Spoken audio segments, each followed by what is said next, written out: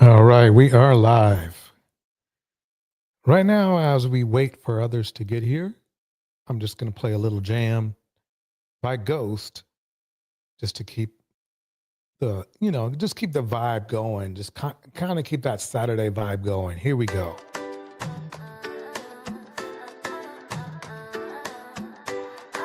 Kind of make it festive up in here. I don't need a man to breathe. I built my joy, I made my peace. But if you want a place to land, come as a boy, be a man. I offer peace, not just a place to stay. A quiet strength that won't be swayed. Not here to chase, not here to tame. But come correct when you speak my name. If you want this, come with care. Not just body, but being there. If you want this, don't pretend. Be the calm, not a bed hopping trend. Come with truth, come with time. Not controlling, just peace of mind. I want ease, I want flow. If you want this, let it go. What are you talking about? Let it go. I won't shrink so you feel tall. Won't chase silence, won't take small. But if you're steady, if you're clear, you'll find a real woman still right here. I bring the light, I bring the rest. Not to fix you, but to bless. Let's build something that can stay. Not just passion for a day. If you want this, come with care. Not just body, but being there. If you want this, don't pretend. Be the calm, not a bed hopping trend. All right, let's get this show started. Come with time, not controlling, just peace of mind. I want ease, I want flow. If you want this, let it grow.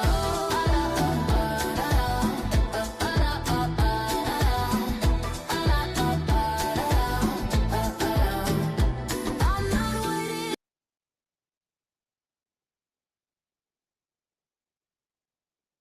Let me pause that for a minute. It's time to get this show started. We're gonna start with the Wookie of the day. If there's can be Pookies, there can be Wookies. In ways, here we go. What are you talking about? Yeah, exactly. I don't have an iPhone. Let me see what else you got. Wait. Did your phone? Yeah. Did your phone get stolen? You got so many people on record Bro, right now. check me right now, bro. Check, bro. Yeah? Check, bro. Check my phone. Check. Let's see. Bro, look. Check out the pocket. He thinks This guy. I stole some. He thinks I stole his phone. This is funny. This man right here thinks that this a black gentleman stole his phone. The problem is, if it just immediately happened. So obviously, in the black man's on his phone. The black man is on his phone. So if that was the case, how did he steal his phone? How did he get so much quick access to these phones? Everybody knows that when, unless the phone is left unlocked, which nobody does, you can't use the phone. You have to wait until you unbrick it or whatever they call it these days. This guy. What? Why would you think that this gentleman's taking your phone? What the hell? You come out to random. Is it because I'm black? Oh, it's because I'm black, right? Yes, mate. Wait, let's keep it calm. Okay, let's do it. The gentleman took the phone. You have the security On the CCTV. right over there. Yeah? Let's go to security. Police officer said, Let's go, mate. the police officer said this is gentleman, yeah? You're 100% sure. Where's the police officer? The police officer still in your bar? You have Video footage? the register on the phone. Okay, how about this? You check me right now. How about you check me, mate? Check me if I got a phone. Would you come back to see the policeman to have a look? Let's go. No, that's right. Sure? Yeah, let's go. Let's go. Alright. You willing to okay? He just ran up on me like. Yeah, sorry man, I wonder what's going on. Yeah, okay. Wow, this is going to turn out bad. I mean, phones are very identifiable. So how this, not this young man here, but this dude here thinks that he stole the phone. It's like he's on his phone. he's actually utilizing the phone. If he had recently stolen the phone, he wouldn't have access to it. Let's keep it going now. Here we go. Ran up on me like. Oh, sorry, man. I wonder what's going on. Yeah. Okay. And I do have to give the security guy or the officer, whoever he is, respect, because he didn't fall for the banana in the tailpipe. Zero, obviously one. The gentleman who's been approached is more than willing to go back to the police officer to be searched. Sorry, I'm just recording because I'm just quite frightened right now. This random man running up on me, like, stop looking, like, you smell like alcohol as well. Like, Now, let me pause it right there. One of the reasons I brought this up, oh, okay, Dr. Richie, he said about he's putting him in the "I wish a Karen would" section. Yeah, I hear that. But basically, the funny thing is this is not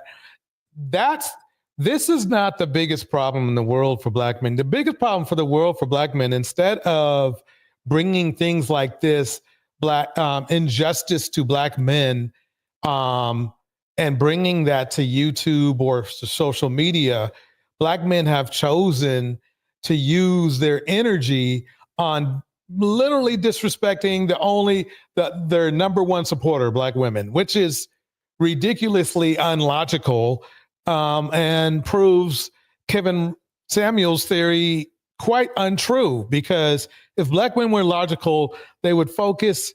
If we would focus on things that keep us down, we would focus on getting over those hurdles. And it appears that most black men, at least in the red pill YouTube, which is the biggest industry on YouTube for black people, period. By the way, black people, and I mean it. Go on YouTube and find me a larger group in a genre larger than black red pill men. For black people, nothing else. Not hot topics, not even dating. It's the largest group is black men's disgruntled of black women. So while men like this, young black men that get messed up by this Karen dude here, are being accosted by dudes just right off the street that are not black men are complaining about black women. I should be getting competed in this department right here about talking about other races of men harassing black men, but I'm not, and I never will be, because the largest group of congregation of black men on social media, their focus and anger is at black women. Let's play a little bit of Dr. Richie. Let's see what he has to say. Here we go. Wow. Put it up full mass. Things work a little differently in the UK, I see. Male Karen accuses an innocent black man in the UK of stealing a phone. This individual took his Karenicity to a whole different level, multidimensional, you can say. I couldn't agree more, Dr. Richie. I mean, basically, phones these days, I mean, an old phone maybe will let anybody just call on it. These new phones, face recognition, finger recognition, you have to put in a certain code. It really, the phone stealing era is about to end. Now, I don't believe, sir, that you ever believed this man really stole your phone. I think you were trying to steal his. About that. There you go. All right, sharing thoughts here. Yeah, I'm with you. I wasn't even going there. I hadn't thought about that, but yeah, Why not? Who are you to just run up on somebody? Right. And I mean, that to me is a defensive posture. And I'm not trying to, violence, but I don't know what you intend here. And it's quite scary. And I don't blame the brother. International incident here. Keep recording. That's right. It's just, you got to take it everywhere you go, don't you? Yeah. Come on, man. Out of control. All right. We'll bring you updates if there's one they ever bring. Yep. I mean, there you go. There you go. So it's funny that black men on in this red pill environment, they're not around here to defend innocent or good black men. They're here to basically control women, and that's it. I know that people make an argument that, oh no, the black manosphere is here to improve, and I haven't seen any improvement. Anyway, let me break it down with your trigger. Your trigger hit it. Here we go. I'm back with another triggering topic. Now, I know I've been talking about how delusional men are lately, and I've made a lot of jokes about it. But at this point, it's actually starting to get terrifying because men are actually living in a cloudy haze of delulu. But let me show y'all this clip and I'll be right back. Maybe you and one or two other women, right? Mm-hmm. I'm not attracted to no women over 35 years old. You heard him. Oh, I mean, Trick Daddy, who hasn't been relevant for I don't know how long, is saying that he's not attracted to women that are over 35, I believe, 35. Let's hear it again, just one more time. But let me show y'all this clip and I'll be right back. Maybe you and one or two other women, right? Mm-hmm. I'm not attracted to no women over 35 years old. You're not? Look at how this dude looks.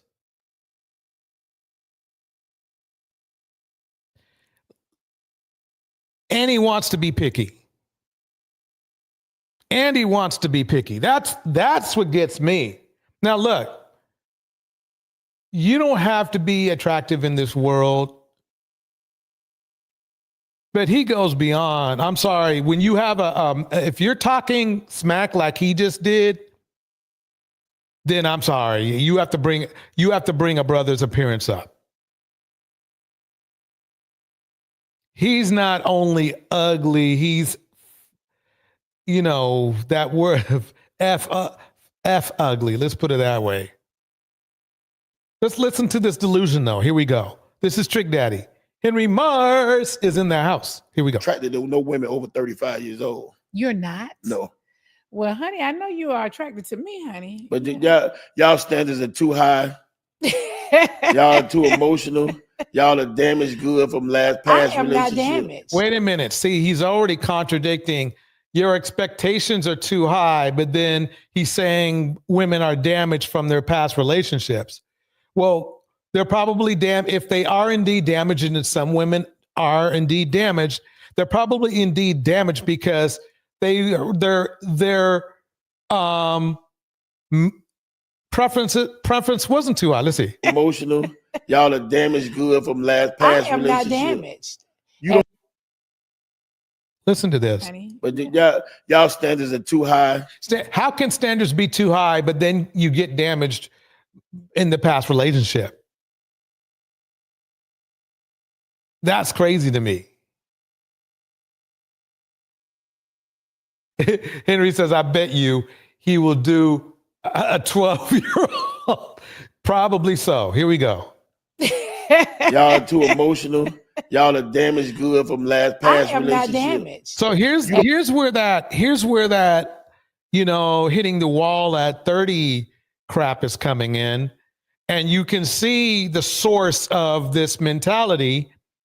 Look at this, the way this dude looks. Horribly dressed, and I mean, and he's got, that's the funny thing is he doesn't have to be this horribly dressed. He's got means, or I think he has some means. Maybe he doesn't. But to talk smack about a group of people looking the way he does, behaving the way he does, is amazing to me. You At don't even all. realize you're damaged. You see, because Now, this is where the S rank level delusion comes in that black men have. First of all, a 51-year-old trick daddy saying that he isn't attracted to women over 35 is laughable. Because who the heck even really knows who you are Right. that isn't over 35? Who else but a 35-year-old woman and up, 35 and up, would know that you didn't always look like a chewed up piece of Laffy? No, actually, he did. I actually have to disagree with you. You're triggered. He always looked like this. He just looks worse now. He just looks worse. He just looks worse. Here we go. Daffy.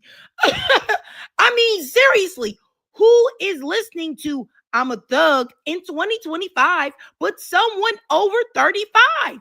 There you go. But that's beyond the point. You have a black man sitting there. Look at him. Has the nerve, has the nerve and audacity looking like he do with the past that he's had to criticize women. This is one of the most common themes in the red pill society and red pill ideology, which is dominates black culture. And in my opinion, look at him. Look at him.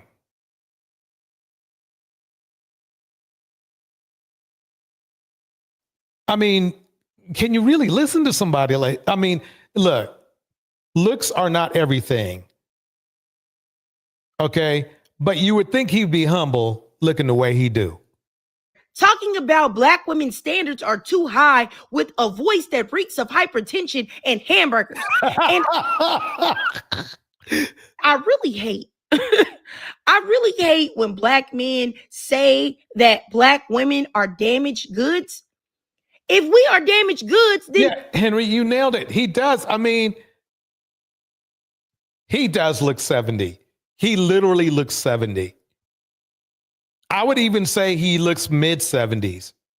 He clearly looks, I mean, let me keep it going. Black women are damaged goods. If we are damaged goods, then what the heck are y'all?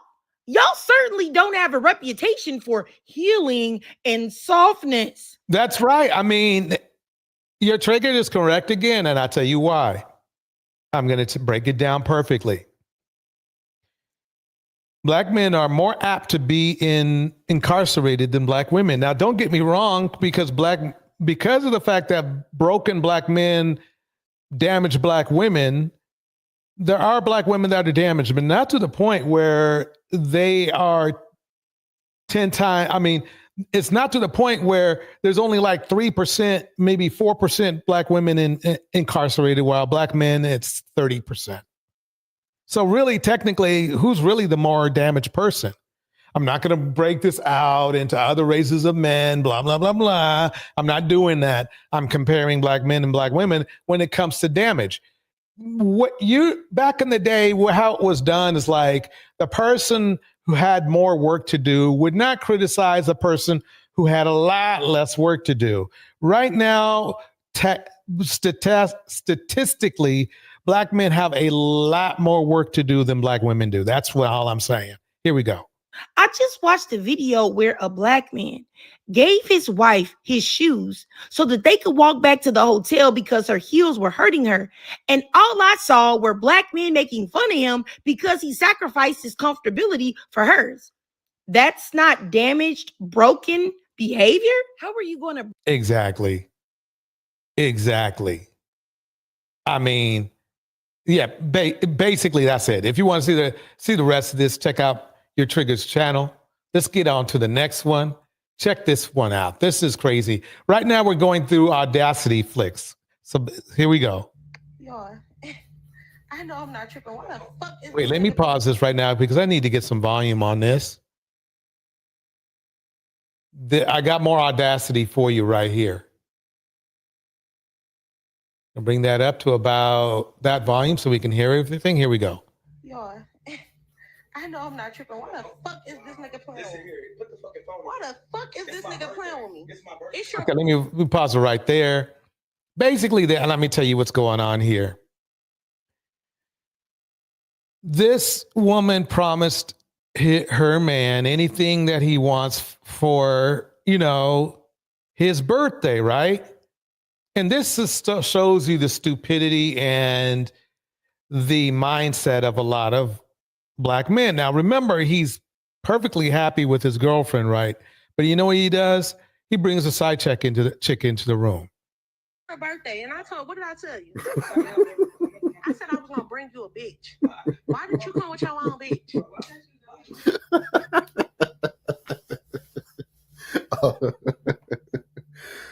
Holy shit. And that's funny. The guy, what you're hearing, the person who's laughing in the background is the content creator who made this video. Listen to this. He's the star of the show. Here we go. Let's start the show, shall we? Skip past this. Here we go. Some of the craziest shit out here. So what we're seeing here now is homie right here. That's his birthday, right? That is his birthday. And then, his old lady told him that, hey, for your birthday, sweetheart, you can have whatever the fuck you want. So okay, so you heard that part. That's the content creator. He's basically breaking it down that the woman that you first saw was saying, "Oh, you can have anything you want for your birthday." Now let's keep it listening. Oh, he's like, all right, cool. So you said I could have whatever the fuck I want. Well, God damn it, I want me a threesome.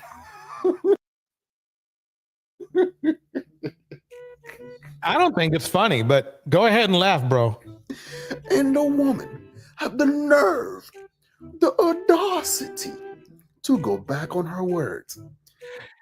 So this commentator, Haitian something, basically finds the audacity that the woman is going against her word because she doesn't want to share her man with another woman, especially sexually. It shows you how low down, how low down dirty, not only the boyfriend, but these dudes think, these content creators think online. The first thing this dude wanted to do was bang another chick. And the content creator was mad because the girl was mad because, the girlfriend was mad because she wasn't down with that. That number one shows, there you go. If that's what black men have to offer black women, then what's the point? If the only thing black men have to offer black women, okay, is promiscuous behavior and infidelity, what's the point? She might as well stay single. Which brings me to the point. That's what's funny about it, is these black men are dissing black women for being single when actually it's a testament to how poorly black men perform in relationships. Because if we were performing well in relationships, black women wouldn't be single because they'd be able to find somebody sane enough to date. The first thing he didn't want a pair of nice shoes. He didn't want to go to dinner with the woman he loves. He didn't want to, visit his parents and have his woman he loves with him. He didn't want to do any of those things that people would call traditional. No, instead, he wanted to have a threesome. Nothing else. That's the first thing that came to his mind, is a threesome. That tells you how he thinks of his girlfriend, and that tells you how he thinks of his own self-respect. That is some foul shit right here, fellas. That is some messed up. Remember, this dude is talking, the commentator on here, the commenter is actually literally basically in his core form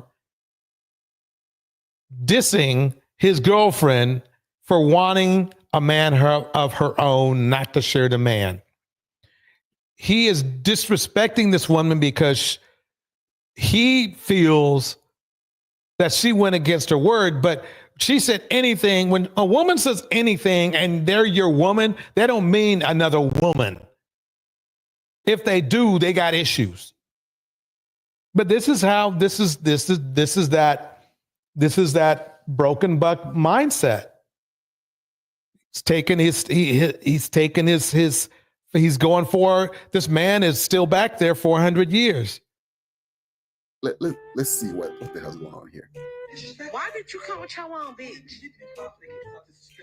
And I paid for it. Where did she come from? Girl, where the fuck did she come from? Where the fuck did she come from? I'm confused. Why would you? What do you mean, where did she come from? She comes from, I don't know. Probably. Right. I don't know. So this dude right here, Trick Daddy looking dude, wants to share his girlfriend with somebody she don't know. He probably don't know, and has who knows what. That's just crazy. And he's probably staying in her place too. I could almost guarantee that. Let me go on to the next clip. We're talking, this is why you're lonely. You do stupid ish like this. I know that if you talk to any of these men that complain about women, they can tell you there have been times when they had a very good woman who was all that submissive crap and everything, and they just blew it. They cheated on her. And we're going to go over that in a minute here. I got a whole list of beautiful women that were beautiful and submissive and supportive of their men, and it didn't matter one freaking bit. Some backdoor page, or some chick that he was talking to was able to actually come. Backdoor page sounds just great. That's a great person to bring it to the house. Great. Way to go, fellas. Way to go. Way to prove my point. Way to prove my point.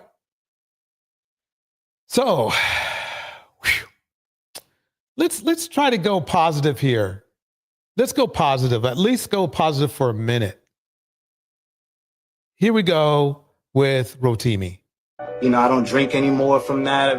Let me pause it here. This is now he hasn't always been the most loyal guy in the world, but he's making an effort to go there. Let's listen to what he's got to say. I just got to change the volume real quick. In my marriage, I don't do social media anymore personally. One has to kind of watch their eye gate. At the end of the day, I'm a man, so let me just flee, which is also biblical. So basically what's going on is that Rotimi is switching up in a good way. Rotimi is like saying, look, it's time for me to stop this foolishness. And I it would have been better if they started a longer time ago, but we have to give props for him to try that. He's trying right now. Let's listen to a little bit of this. I'm going to bring this out here. So here we go. Have you, sir? You are welcome. Thank you. I can call my family here. I would really love to start to talk with that's talking about Dre for power. What has been for getting the role? How did you get that role, and what was it like playing Dre in Power? So I got the role by just auditioning, but I'm gonna pause it right here. This handsome young man, Rotimi, basically he's more of an actor than really an artist, believe it or not. But anyway, he's been in a lot of major shows. He's been doing a lot of major things. Let's listen to him talk. Here we go. I didn't have much money, so I had to actually fly to LA, bet on myself, stay in a motel for a couple of weeks. You didn't know anybody? I didn't know anybody. I didn't know anybody in LA at that point in time. And so I booked it, and then flew to New York, and the rest was history, man. Okay. Well, Yeah. it feels like there was probably a lot of pressure because eventually he sort of came the villain of the show. Yeah. And there was so much pressure from having Ghost Yeah. as the original villain, Yeah. first of all. So did you feel that? So they actually gave me the option to be the villain or like a Ghost 2.0. Oh. Okay. And I was like, we can't make a Ghost 2.0. There's only one Amari, Amari Hardwick. So I said, let me establish myself. Let me make myself my own guy and make Dre a memorable character. You were so memorable. You were so good at it. We really hated you. I did my job. I did my We job. really hated I you. did my And that job. shows you were so good at it. That was a break for you. That was a big break for you. Yes. Okay, let me fast forward a little bit because I want to get to the part. Week we go to his house. Amazing. We go to his house and perform in front of him. Okay. And he loves the music. Amazing. Yeah. Of music as well, so it's been beautiful, man. And Let's talk about the music. New music is out now. Yeah. New album? Yeah. Forward. What's there in your mind? I think I want to have my own show at Madison Square Garden. Yeah, I like with the new music. Okay, here we go, right here. And OVO Arena, and that came through, came through. because of the new song. Okay. Yeah. So you seem to be kind of like a spiritual guy as well. Yeah. You like to speak things into existence. Absolutely. And then the name of your album is Seven? Yes. So talk to us about... Well, seven in the Bible is completion, is perfection, but it's also the name of my son. Oh. And so it represents growth of who I am as a man. It represents elevation in my life. It represents just freedom and discovery. And with the new music and with Make You Say, with the new song, it represents all of that together. Oh, look at that. Now, that's an involved father. That's an involved father right there. All the other dudes are using their children for anchors while he really, truly loves his child.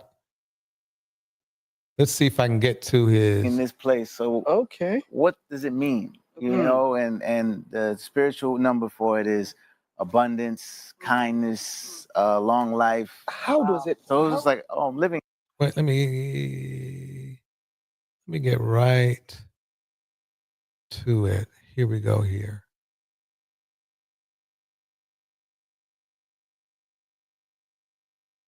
Okay, hold on one second. Hope everybody's doing good tonight. Let me see.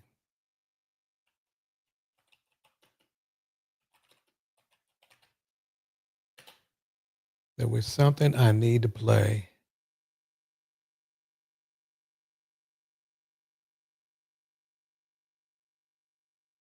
Here we go. Before. Love, yeah. And your queen, your lady, and your baby and your family. But both of you and your wife both said, like, y'all knew. Your wife said the first date she knew. Yeah. I would guess you were a virgin when y'all met. You know what I'm saying? Not at all. Jay, you also got to know he really a true player because he was with a chick the night he met his old lady. Oh yeah. And you slid over and no. Let me get this story. I ain't heard this one. I didn't do my research right. What happened? All right, so I was a single guy at the time. You have them situations where you're gonna be somewhere for a weekend. You want a companion. So I had somebody fly out. There's a vibe, but everything was smooth. And then she just got sick. So she was like, "Babe, I don't want to go to this next party." I was like, "Well, you don't gotta come because I'll be there for 15 minutes. I'll just meet you at the next one." Bruh, in that 15 minutes, bro, we went to this little private Spotify party. It's Essence Fest. And now listen to this. This is really cool here. I mean, not really cool, but it's it's interesting. Let's hear it. Here we go. I just saw somebody sitting there and we were just introduced. I wasn't trying to holler. It wasn't like a ooh, ooh, ooh. It was a, hey, this is V, this is Rhoda. And we just started talking for like 2 hours, bro. Straight up talking for 2 hours. I'm looking like, oh, there you go. That's what you call an authentic and organic interaction. And that's what men should be focusing on, is if you really want the right woman, don't focus on the body. You focus on the mind. You focus on finding a match for your personality.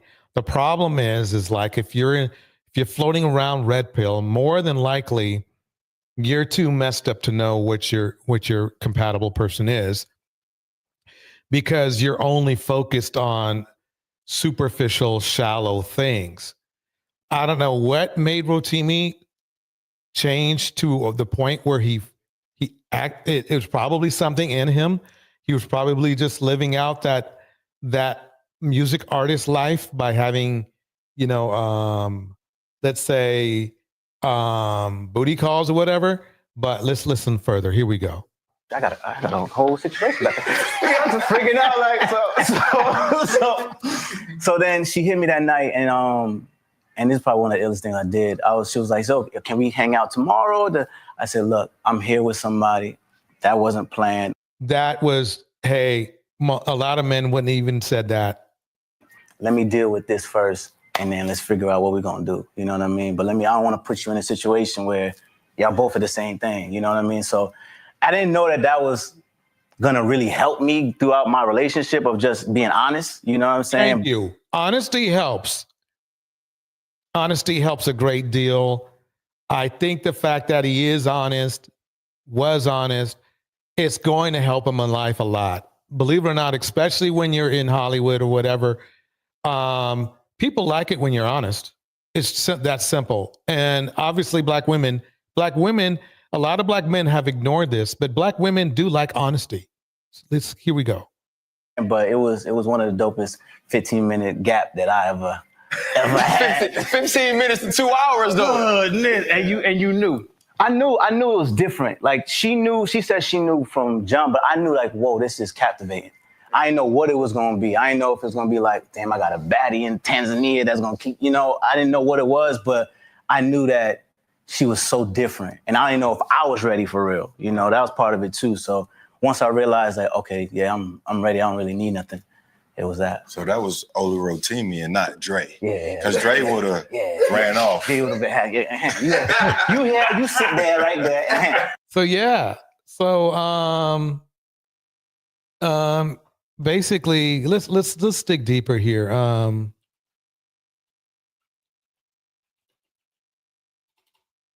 And there's a part about social media in here. Hold on one second here.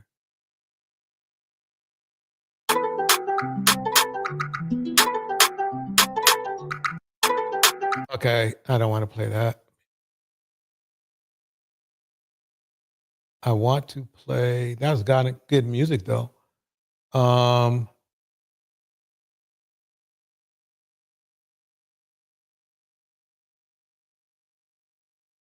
fine. Yeah, this is just, here we go. Hi guys, welcome back to the show. It is time for entertainment news and topping our stories today.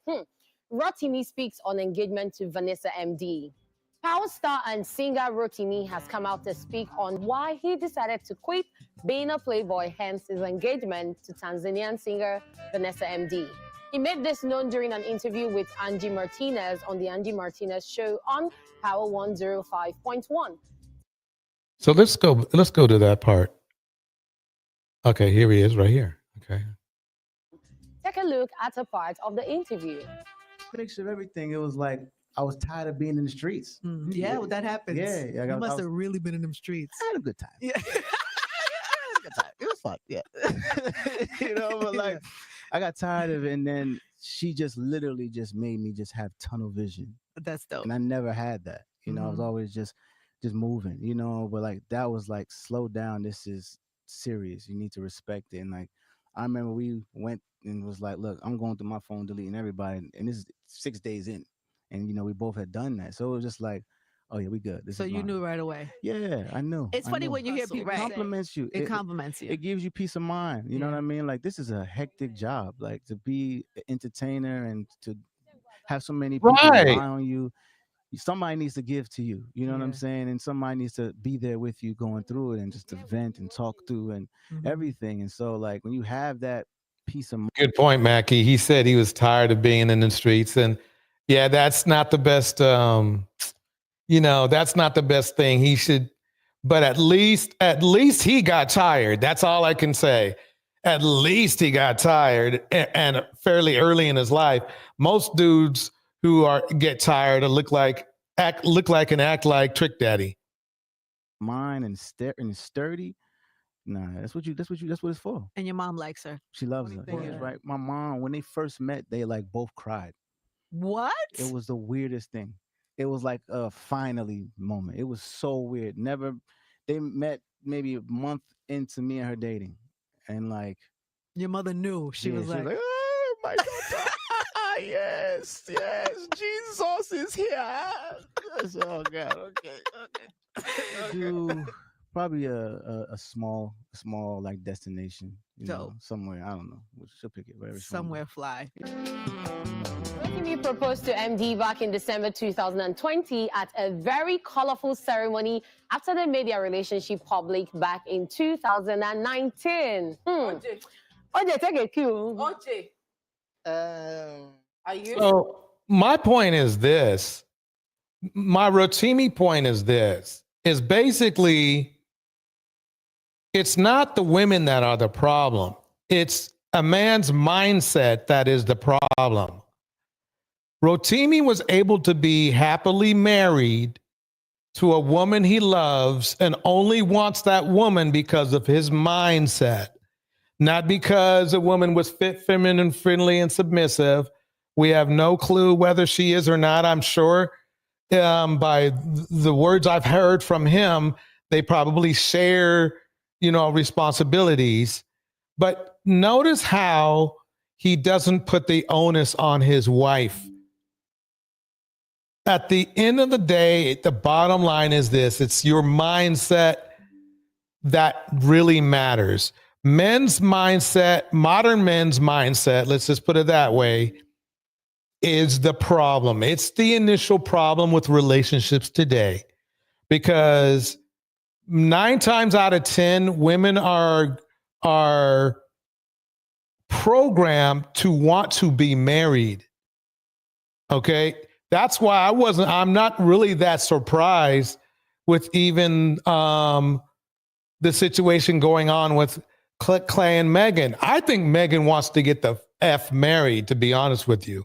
I think she wants to be married. She's especially with what she's been through. Megan is probably very much looking to get married because she finally wants, obviously she went through a thing that showed her firsthand that shitty men are shitty protectors. And end up in jail, just like dude did. In fact, let me bring that up. Let me bring that up right now. Oh, let me kick this out.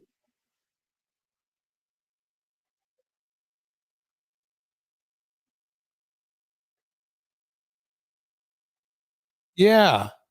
So Rotimi is he's focusing on his wife.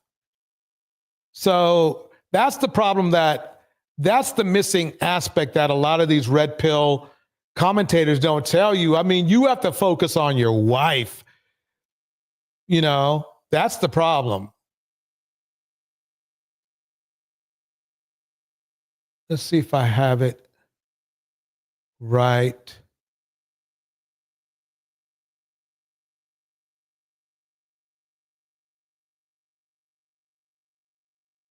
Where is it? Well, let's check out and see what happened with here we go. Wait, let me pause that. Listen to this. This is why Megan's ready to get married. Let's check this out. Here we go. A judge has ruled that Tory Lanez owes Megan Thee Stallion money for wasting everyone's time after he acted irrationally during a court-ordered Zoom deposition from behind bars.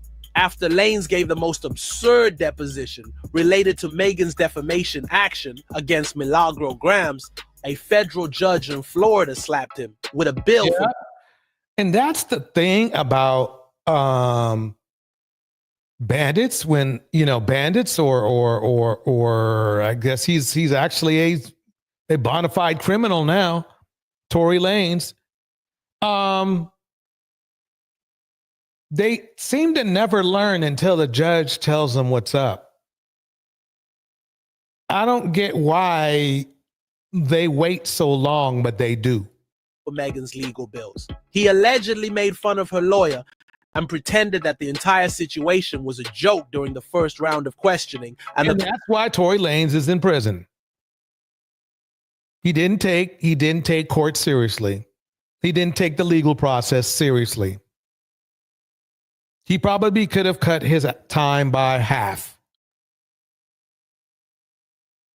But he didn't.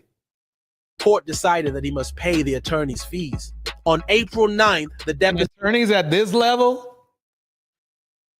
they ain't cheap. Position was scheduled to go without incident. Instead, Tory Lanez pretended that Tehachapi Prison was hosting an open mic night. He insulted, cut off conversations, and even made fun of Meghan's lawyer's hair by pleading with her to comb it. Due to Lanez's shenanigans, the initial deposition was abruptly ended after hardly an hour. In a request submitted in April, Meghan's legal team questioned why Lanez shouldn't be found in contempt for causing the deposition to go awry. He has until April 30th to reply, the court said. He did. He didn't even request additional time. The court has now decided that Tory Lanez must reimburse Meghan for the legal bills she incurred in an attempt to gain answers from him. Additionally, a magistrate judge will oversee his deposition the next time to ensure he doesn't treat it like a roasting session. On Tory Lanez. There he goes. So yeah, Meghan went from a bandit to a king. Yeah, basically. At least a king on the courts, right? A court king. But not because of court, because let me stop playing on words. Anyway, this is a mentality that men want to sit in. I've been the nigga that's been the married dude in the relationship, thinking that that's the man to be. It's not. Because, yeah, you getting all of their time, but you getting their time in a very negative way, because it's almost like when you're chilling with the girl and she don't like you. You watching TV and she's looking at you and she's like, just don't mess up the couch. You always wasting stuff. And then her friend calls and then she goes, hey, girl, how'd you do it? Oh, I love you. Okay. All right. Okay. Call me later. Okay, we're going to get okay, girl. All right. And then back to you, it just changes right back. That means that you ain't the one. What he didn't tell you is he probably cheated on her, so she probably had a little bit of an attitude. I don't know why she should have an attitude about him cheating on her. I mean, she's supposed to just like it, right? Yep, and here's Shannon. I didn't want to get with a white woman because I was scared she might have me running down the street like Jonathan Majors. There you go. Come on, Dad. Not because I didn't like white women. I think white women are as great as any other women. But I'm not going to act like I'm not scared of them. I have a reason to be scared. You could be Kang the Conqueror, and they could take your rabbit ass down in 2 weekends. And that's the truth of the matter. So I stayed away from that. Yeah, but he didn't stay away from that, did he? He did not stay away from that. Yeah, Mackie says they ran through lots of women and ruined those women emotionally and physically for years. Now they want stand-up men of good character to marry those wounded women and take care of their kids. Bars.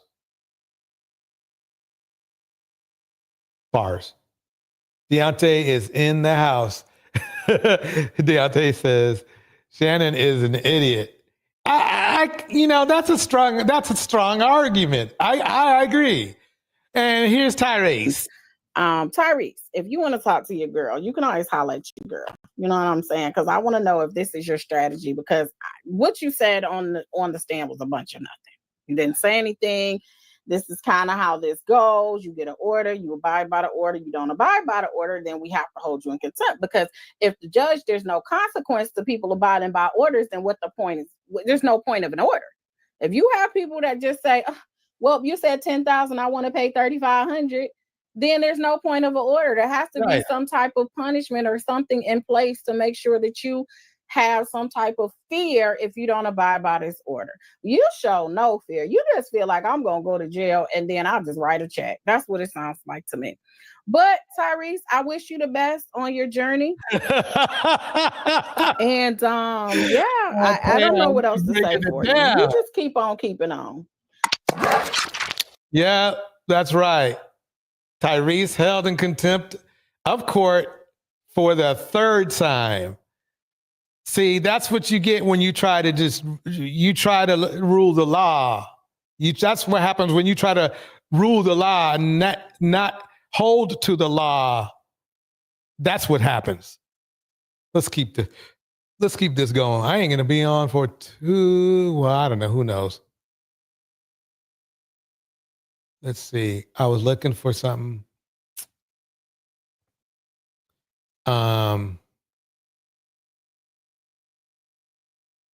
Yeah. This is what I mean. Basically, the thing is this.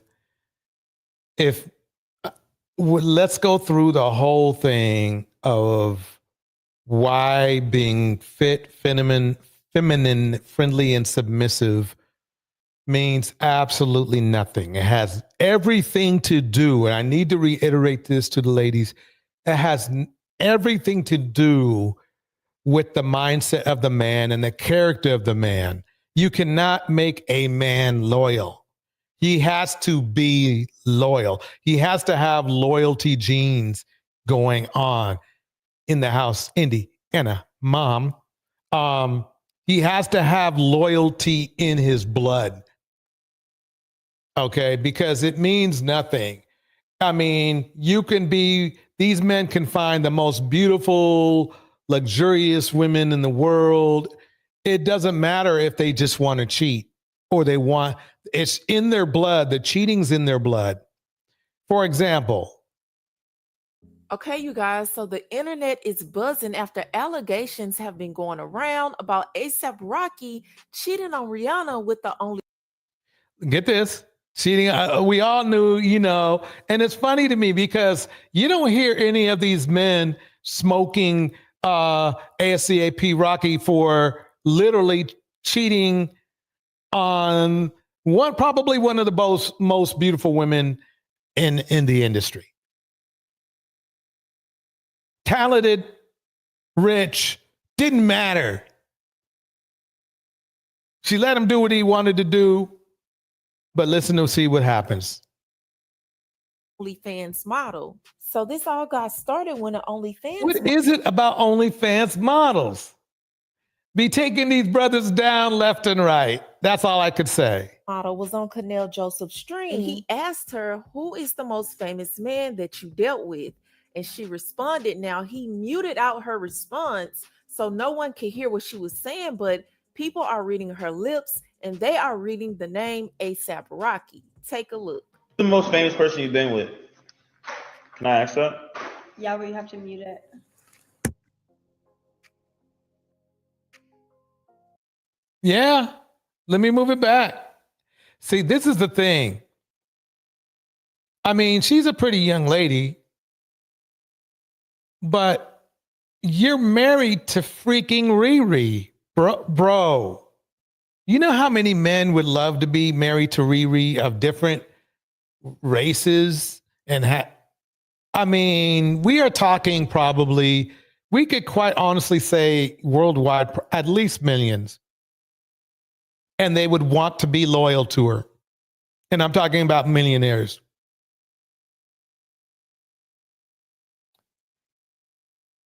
Appreciation is not appreciated in this community, in this culture. I don't know what's going on. Anyway, let's keep it going. Here we go. Can I ask that? Yeah, we have to mute it.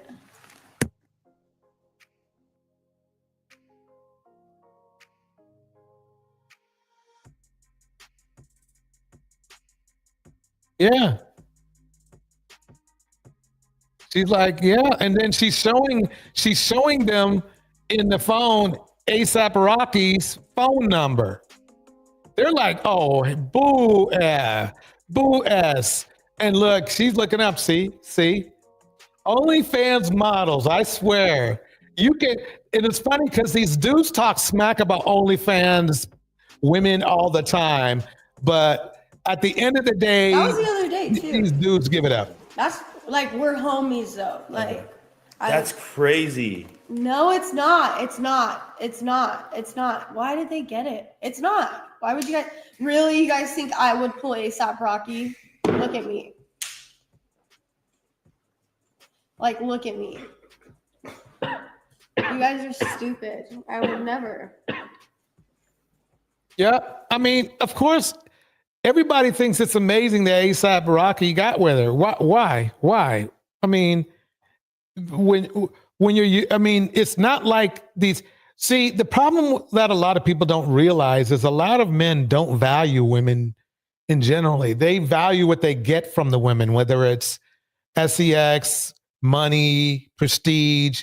They are valuing that, not the woman themselves, not the personality, not the 2-hour conversation like Rotimi had with his new wife. None of that. That, you know, Deontay says you can't be homies with right. It was Wiz Khalifa. I'm just kidding. No. So now not only are people assuming that ASAP cheated with this woman, they're also assuming that they still keep in touch. Now, this is what some people had to say about these allegations. What's going on, bro? This OnlyFans model don't even look like nothing. She ain't even bad or nothing. Why would you Look at him trying to, again, more delusion. He is not the best look. I mean, he's not ugly, but he's not the best looking guy in the world. Okay? Why is he critiquing a woman who is at least could be said is attractive? I mean, you can't really tell because she wasn't wearing makeup and she wasn't wearing a dress. But basically, to me, I know she's a very attractive woman, the OnlyFans model. But I do understand what this guy is saying. What I think he's trying to say is, what I'm saying is, you are with one of the most beautiful women in the world, and you got with an OnlyFans model. This is what some people had to say about these allegations. What's going on, bro? This OnlyFans model don't even look like nothing. She ain't even bad or nothing. Now, in comparison to Riri, I mean, I guess he could make that argument because Riri is extremely beautiful, but no, the OnlyFans model is no slouch either. But the point is like, why are you risking? He didn't say it because he's thinking in a sexual context. Why are you risking your whole family because your children are with Riri and your career for a side chick? Why would you step out there on Rihanna, first off, period? Second off, if you're going to step out on Rihanna, why would you step out on Rihanna with this? Like, Rocky, you're doing bad with this, bro. Rihanna, prayers to you, Rihanna. You know what I'm saying? Maybe you need to step out and do your thing. Maybe you need to pick up them text messages and pick up that phone from Drake. You know what I'm saying? Or Chris Brown. But ASAP Rocky. Oh, hell no, Chris Brown. Chris Brown. Why would he even mention Chris Brown? Why would he even mention Chris beat him down Brown? She was his first victim, not his last. Who knows? I don't know if she was even his first victim. We won't know. Bad on this one, bro. You out of bounds. You in violation. This is a technical foul, bro. Okay, breaking news. Did this girl just really bring up Rihanna's man? Did she just bring up Rihanna's man? Yeah, she sure did. Why not? He's the one who put himself in the mix with the woman. Why not? And what is that thing that Cash Doll said? Oh, you down bad, you proud to be a man's cum rag?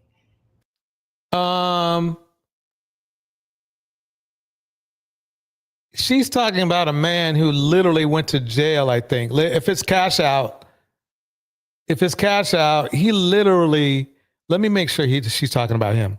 What is that thing that Cash Doll said? Oh, yeah, she sure did. Cash Out. Let me see. Hold on 1 minute. I wasn't even going to bring him up tonight. Cash Out. Let me see. Let's see if yeah. Here, I want to show you what's going on with Cash Out right now.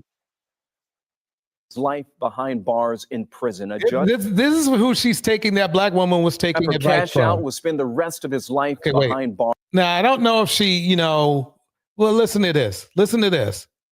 Rapper Cash Out will spend the rest of his life behind bars in prison. A judge just sentenced him on dozens of rape, RICO, and sex trafficking charges. 11 Alive was in the courtroom as the rapper, whose real name is John Michael Gibson, reacted to his sentencing, as well as survivors and their families.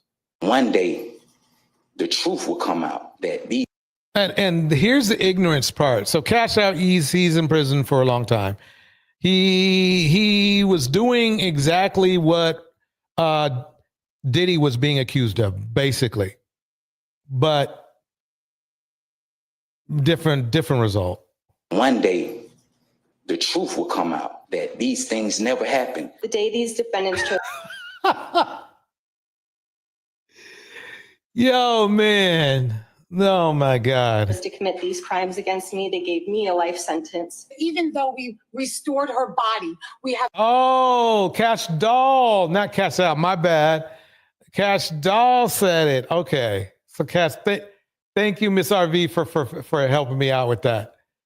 So let me go back here. So it's Cash Doll. We'll go back here. But hey. Yeah, let's play what she said again. Here we go. My bad. Did she just bring up Rihanna's man?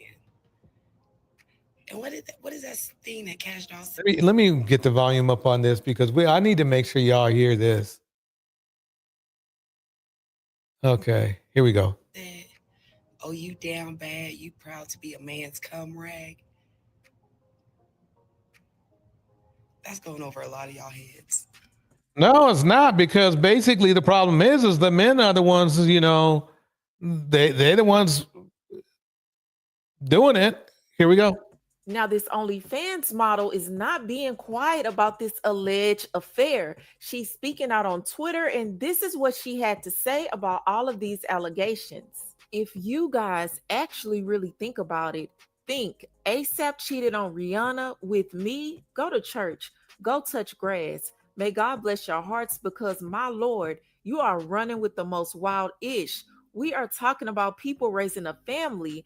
I'm going to talk to God for you. Then she said, I don't joke around about cheating allegations. Clickbaiters and pages will twist and run with the tiniest clip, and you sheep run with assumptions. You'll see how this all turns out. Then she responded to Canel Joseph's fan page, because I believe they helped push this video out there. But this is what she said. Bozo, last time I'm speaking on this, I don't care anymore. It was ASAP Rocky on her lips. Now, one thing that's making me give the side eye was Canal's response when she said that it wasn't ASAP Rocky. Now, he could have just been making that face for entertainment, but it really didn't help her case. I get it. It's not. Why would you guys think for women who are trying to hide a pregnancy? But as of now, Rihanna nor ASAP Rocky has commented about these cheating allegations. Yeah, of course he's been cheating on her. I guarantee you that's not the only one.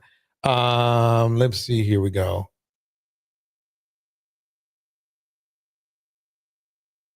Where am I? How did I get up here? Okay, hold on.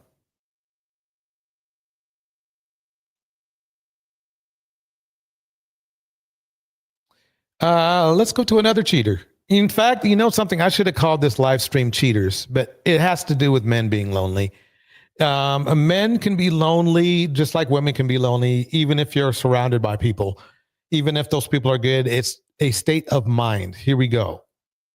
He wanted to know why I couldn't go see him at his dad's, and why can't his dad come over and see his bedroom at our house? It was really a wake-up call. Even if we don't want to. Wait, let me pause that for 1 minute. I need to turn this down just a little bit. Getting crackles. Here we go. For ourselves right now, we have to do it for him because he doesn't. This tea is burning everyone, because if you were expecting Alicia Keys to just sit back and play the devoted wife to her boohoo Swiss Beats and let him have his way, you were mistaken, because Alicia apparently just ended the marriage, according to what is currently trending on social media. And the reason for this is Swiss's inability to remain faithful. Who is the fake? Alicia Keys. I mean, we are talking about a women that a lot of people would see as, they would call them preferences. I call them exoticals.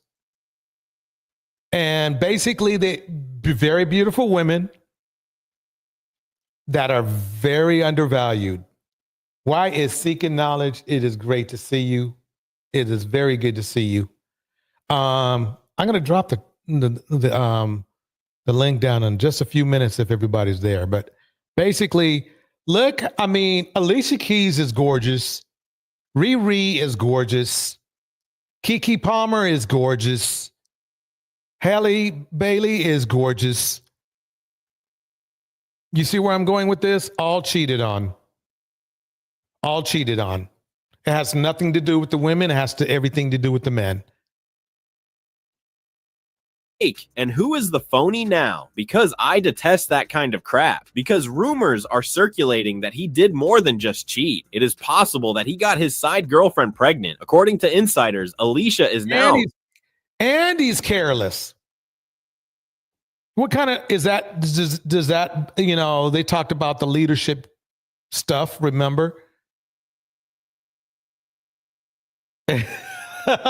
Well put. You can't drink champagne all night and not expect a hangover. Bars. I mean, and it's funny because look how beautiful she is. She's obviously submissive to him. She took his shit for a long time. And now he brings home another baby. Somebody else did this. Oh, it was that boxer who did the same thing.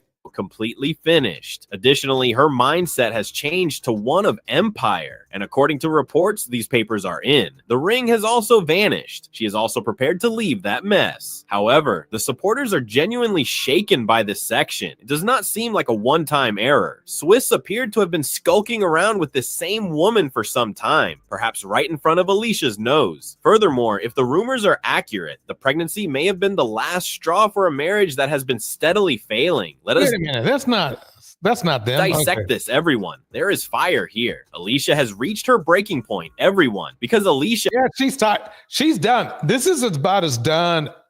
As far as a marriage is concerned, this is pretty freaking done, because I guarantee you, he probably started cheating probably after year 2, and I'm being nice. So she's been putting up with that crap for so long that it's like, look, I'm out. And it has more to do than just with the cheating, I guarantee you. It has to do with his lack of respect, his lack of enthusiasm. He probably doesn't even really love her. He's just kind of like there. It's like, remember, Swizz hasn't been really doing anything for a long time. In fact, let me pull up his net worth. It might mix in Alicia Keys' anybody. We'll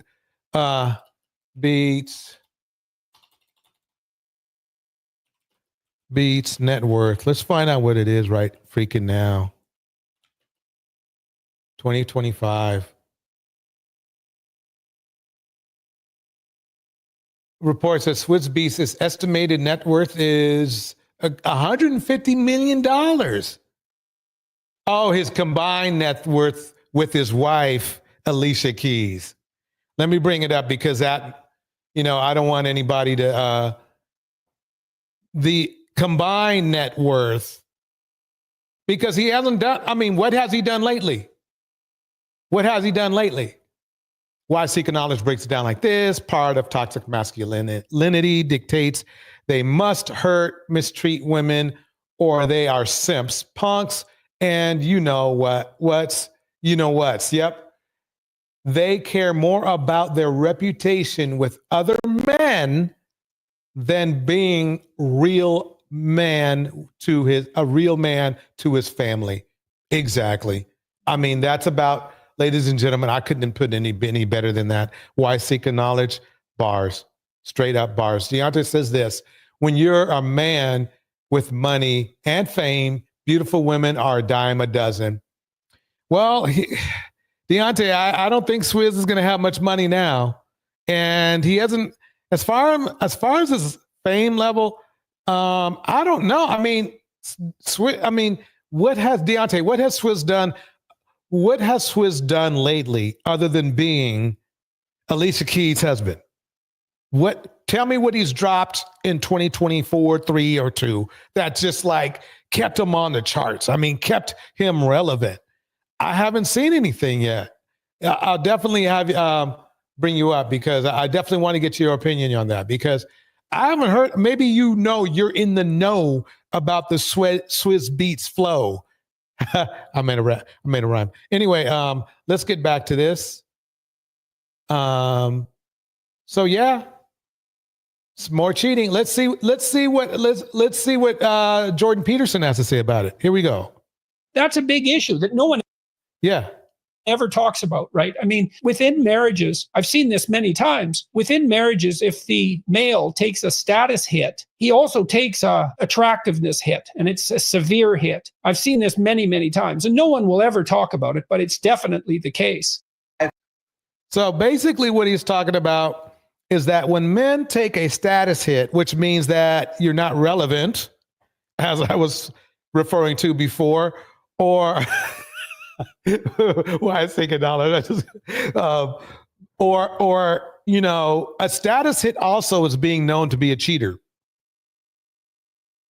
So as attractive as Swizz Beats may have been, he ain't going to be that attractive anymore. I believe in what Peterson said. By the way, it's shout out to my friend who turned me on to Peterson, who helps us produce these shows. So let me keep this going. Why Seek Knowledge says, Bussy Boys, red pill to red pill mentalities absolves themselves from all responsibility. They put all these lies in the universe hurting the black race, all together. Exactly. When they, especially these high value men doing low vibrational stuff, it hurts our reputation as men. Period. But they don't seem to care. Tevin's in the house as well. Alicia lost him the same way she got him. Yeah, I guess so. And she wants to cheat her. Oh, she didn't lose him because she did get him. Yeah, actually, that's perfectly true. That's perfectly true. Again, additionally, though, she got him. She really didn't lose anything. She lost time, maybe. She didn't really lose him, though.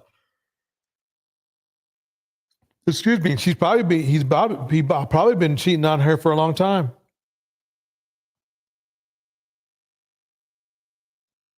Thank you so much, Why Seek Knowledge. So I'm so glad you are here. Yep, money trumps fame. So let's get back into. I'm going to bring back in Rotimi one more time. Somebody who appears to be seeing the light, and whether he truly means it or not, that the key is, like I feel about Clay and Megan. At least we're seeing black people try hard to be loyal to each other. I've never dedicated my life to just saying I'm going to submit to God completely. And I've seen what doing it 80%. I've seen what doing it 40%. I've seen what doing it, what I think is 90%, what has gotten me. Yeah. And I feel like, am I the one blocking my own blessings? Yeah. You're standing in your standing in my own way? Am I prolonging my wilderness? Right. Am I making it where my wilderness is longer than it should be because I haven't learned the lessons that I'm supposed to be learning? Right. I'm not strong in the spirit enough. I'm not strong in killing my flesh enough. Right. So it became, you've seen it all. Your woman has seen it all. Yeah. But what if we dedicate 100% of our life to God? Yeah. What if we dedicate 100% of our admiration, our attention, even when it's difficult, even when you're bored, even when you don't have the answers, even when you're scared? And that's the thing. I'm not saying you have to dedicate 100% to God or anything like that. No, but you definitely should be, because a lot of people don't believe in God. You don't have to believe. You can believe in God or not believe in God, or believe in God but don't believe in religion. There's a lot of combinations going on here. I think a lot of people say they don't believe in God, but it's only because they don't believe in religion, or they believe in the word of the good words of God, like be a good person, the basics, like be a good person, be loyal, be honest, those types of things that most men and a lot of preachers don't do. So, but basically, this is Rotimi and his beautiful wife. This is on their podcast called Roe and V. Okay. He is doing everything he can to be loyal, because bottom line is this, especially in his his number one field is acting. And it helps to be a loyal person. Let's just put it that way. But anyway, let me keep going to the next mix right here. I want to bring up a role model for black men right now. I'm going to bring it up. Here we go. A prosecution that really dislikes me. The first time I went to court, he looked at me and said, "Wipe me down." It's an old gray white man, bro. Like, I ain't even know he knew my song. I couldn't do nothing but I was like, bro, like, it's personal. Dudes I was in a tank with, I had two. Look. You might think these old Caucasian men don't know about music or anything, and they may not, but if it has something to do with winning their case, oh, you best believe they're going to dig deep. And a lot of people don't realize this, but you can be everything you say online or in a record or in a movie that, not really a movie, because a movie is that's a different thing. But like on TV and in an interview can be used against you in the court of law all day, every day. All day, every day. That's how it can be. That's just what's up. Let me go ahead and drop the link, because we are about halfway done here. We still got a lot to go, though. Now we may begin. So I dropped that. But listen to Mexicans, they saw it. They was off, bro. They was like, man, they was mad, bro. Like, he surprised everybody that day, bro. He was emotional. I'm glad that it's over. He thought it was over. Yep. Boosie's in the mix too. Boosie's in the mix too. Didn't we say on this channel, me and my crew on this channel said this 2025 is going to be the find out year. It's going to be winter is coming, but it's not coming from the people you thought it was. It's coming from the people we thought it was. And the people, brothers, it's coming. Here we go. Look, Diddy, Jay-Z, Boosie. I mean, the beat goes on. Numerous drill rappers. Young Thug. And the beat goes on. Thank God, thank my attorneys. Yeah. Just ready to go cross seas. I'm gonna take a vacation. Going around that he's been recharged, and it sounds like the feds did decide to recharge him because the Ninth Circuit had vacated. Recharged. Oh man, this is gonna be a cold summer. The Duarte decision. Right. So the Ninth Circuit, after the dismissal, vacated the Duarte decision. They're going to hear it en banc in September. So I am frankly just shocked by the fact that the government decided to move forward with charges now, just given what's been going on and developing in Second Circuit case law around the country, including in the Ninth Circuit. They recalled the Duarte decision. They depublished it so that the entire Ninth Circuit, the court as a whole, can re-review it.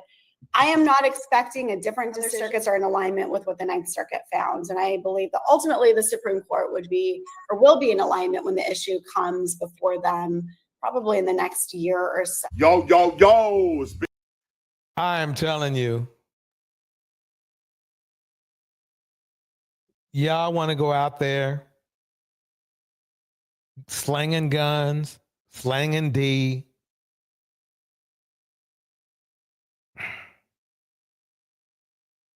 choking, beating, and I guess it was okay for you, but now that winter is here,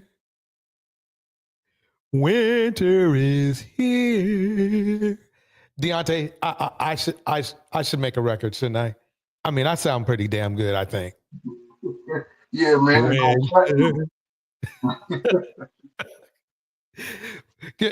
Go ahead and tell me what's on your mind tonight. What's going on? Thanks for having me, DJ.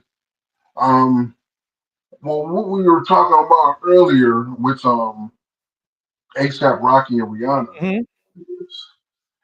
Do you remember Rihanna's second CD? Her second album, I believe her second one, it was called Good Girl Going Bad.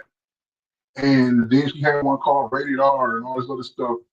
So, kind of like what happened with the Bailey sisters, you know, where they start off with all this cutesy, we're friends forever, Disney type stuff, and they want to break out of that and become bad girls.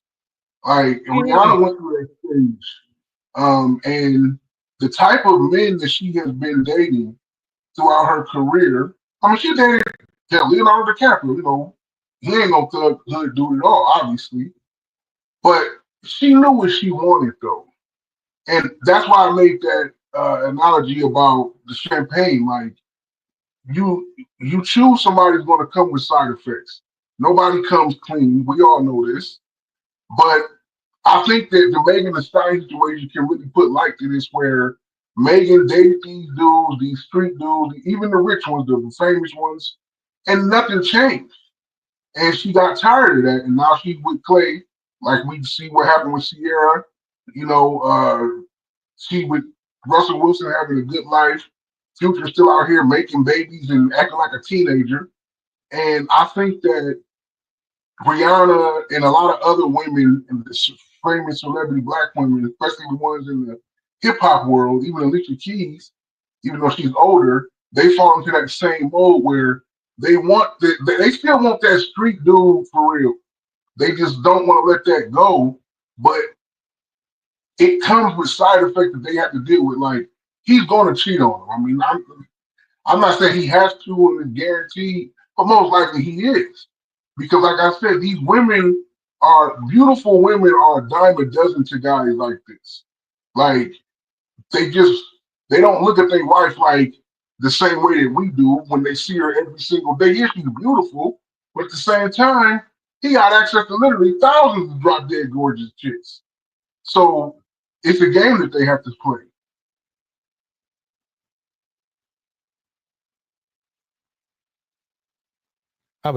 Okay, there we go. I forgot to put that on.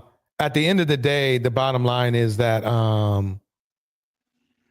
yes, it's because he does have access to a lot of beautiful women, but at the end of the day, it's just because he's programmed to cheat. Because you can still be loyal to your wife, even though you have access to other women if you wanted. And I think that's what a lot of men think. I mean, what was that old saying? You're about as loyal as your options. Wasn't that Chris Rock who said that? Yeah. And so basically the problem is that a man, we can say that, but we're really kind of like telling on ourselves that we're weak, if you know what I mean. Because, I mean, obviously, if you marry somebody, you married them because they make you very happy and they're the love of your life and you want to live your life with them. So basically, I know it sounds hella old-fashioned and stuff, but that's basically why people get married. So if you can get your head turned I mean, really, quite honestly, it's fine to turn your head, but to actually act on, cheating, a lot of men, they try to play it down, but really it's frowned upon even with other men it's frowned upon with other men as well, especially in other cultures, but it's frowned upon.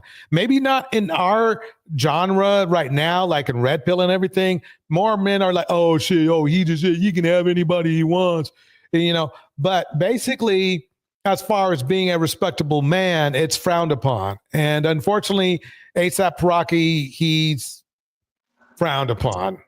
I mean, Swizz Beat, I mean, don't get me wrong. If there's an industry for them to cheat in, it's the hip hop R&B industry. That I agree with you, because there's nobody's going to take a hit for cheating if they're in the hip hop industry. They're just not. Hell, they barely take a hit when they go to jail.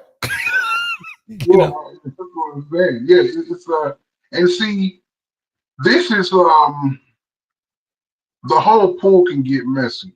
I mean, Alicia was messing with Swizz Beatz, and she knew that he was in a relationship when they first started to get together.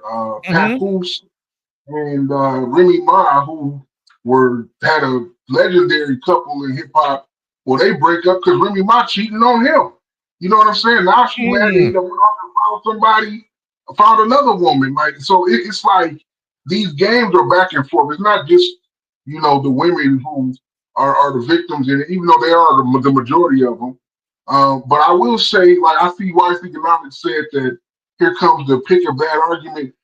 It's almost like a cliche now. And the reason why we don't like cliches is two things. One, because we hear them all the time. And two is because at the end of the day, they're true. That's why I make that example again. I can make the example analogy a million times. You are consciously choosing something and you understand what comes with it. This is why I went back to Megan and Sierra. Like, they said, I'm done with this. You know what I'm saying? Like, I'm going to choose this. And this is much better. Rihanna is one of the most famous, beautiful women in the world. She's obviously one of the richest women. There are lots of millionaire and billionaire men out here who would marry Rihanna and treat her like a queen and never cheat on her or nothing.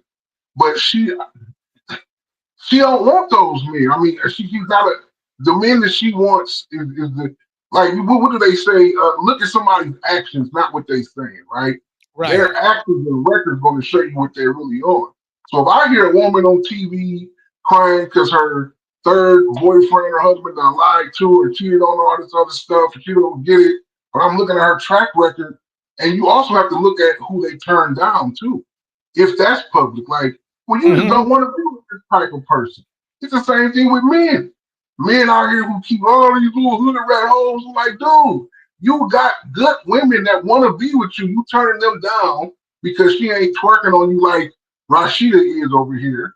But Rashida over here got 10 baby daddies and stealing money from you and beating your ass when you come home 5 minutes late. You willing to accept all of that just because she a street chick and she know how to dance right and give you head to let the way you like it. And I mean, I know it sounds stupid, but a lot of men make their decision on the women like that, based off of sex and weird stuff. And women do it too.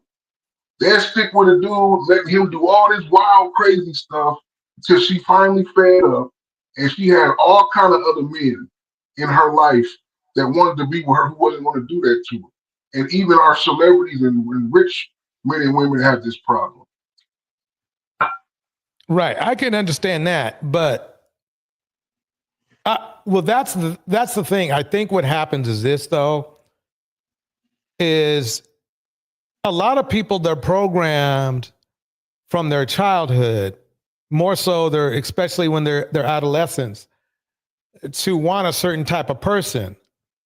And that's one of the reasons why I still say that, like, hip hop was one of the best and worst things for our community, because hip hop / rap has always promoted promiscuity.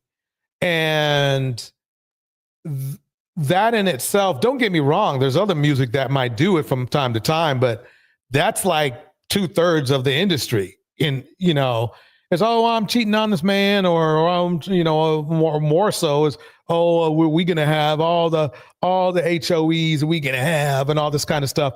It's never like, oh yeah, when you hear a rapper talk, you rarely hear them talk about, oh yeah, I can't wait to get married. One of the biggest hip hop R&B songs that came out was "Let's Get Married." I remember when that came out, that was like one of the few songs that had that "Let's Get Married" thing in it. You know what I mean?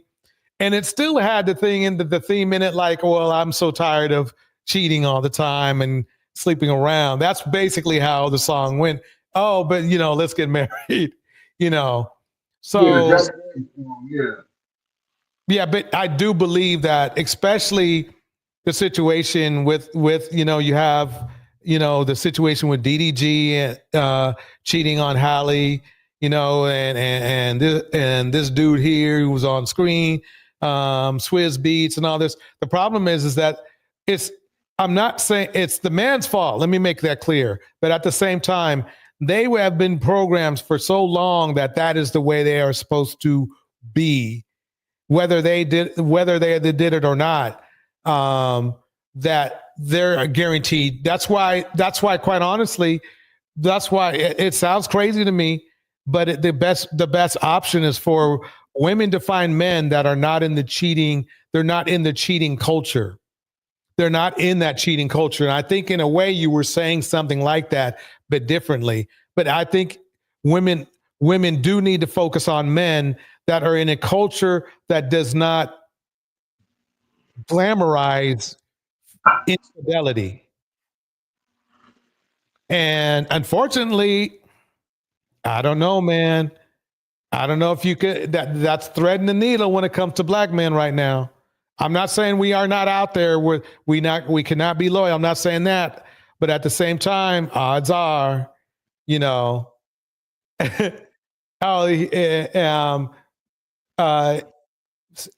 Canales says this. And see, it's hard to argue that point with demographics. Good men are in such few numbers. Most are male, are not men. Yeah, most are male and not men. And what I believe YC Knowledge is saying is that, well, the problem is that I understand the argument you bring, Deontay, which is excellent, that women should select better. The problem is that the pot is nearly empty. And it seems to me that at least recently, men don't want to choose to be better men. That's why I think it was a big deal. The Rotimi's message was such a big deal because he didn't have to become a better person, but it sounds like to me he's trying hard to be a better person. And so the problem is that the only way a woman can really open up her pool of men to include men that will be loyal is not just to strictly date black men. I'm not saying to avoid black men, but definitely there's got to be some more options because black women outnumber black men by like 2 million. So somebody going to be, if every black woman wanted to be married, they're going to have to mix. They have to get in the mix. And it's ironic because there's more. You still have to cut out the black men. That's that 2 million is not cutting out the black men that are one, incarcerated, and two, the 25% of black men who date out strictly as it is. So that doesn't leave the options left with the amount of black men that want to be loyal. That's a huge chunk. There are black men that want other men. That's a huge chunk, whether they're down low or not. So we're getting down to a number where black women, if we use pure logic, they're going to have to date out. Then Lola Papa says this: lonely men hitting the wall. My ninja. The rest of us are listening to the old heads. Yep. With their heads screwed on correctly or their shoulders by focus on trade and certifications. And then remote work is another solid one. However, anyone in mid-30s and up, we're moving. Look at the DNC party right now. Yep. Yep. Okay, let me move on to the next clip. The chat's popping tonight, though. The chat is popping. So I just wanted to actually, Rocky was supposed to just be an example, but he turned into a whole big thing. Now let me see where we're at here now. Okay, well, I went over Tyrese Gibson, Tory Lanez, just in case, I'm just going over some things. Tory Lanez owes Megan a bunch of money for acting like a jerk in court. Swizz Beatz cheating.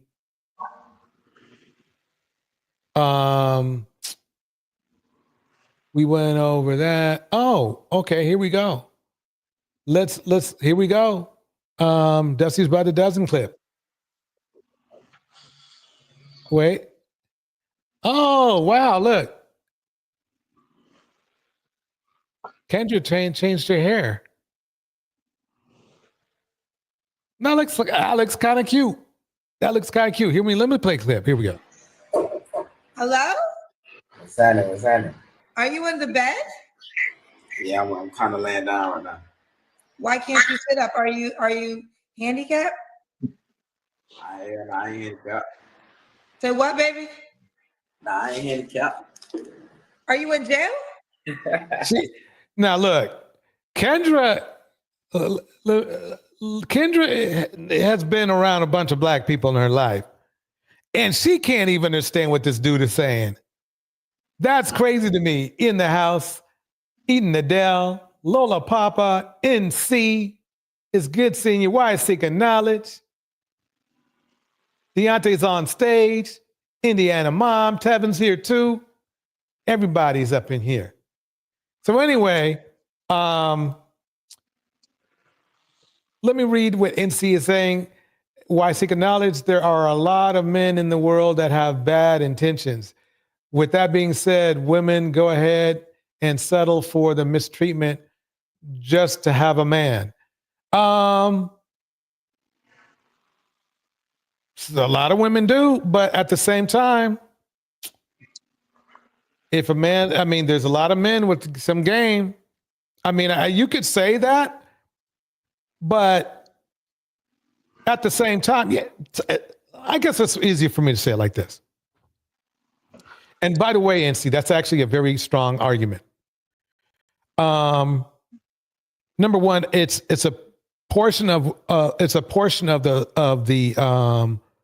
community that think that way. But again, refer back to my breakdown of how the pie chart of men in the black community is broken down.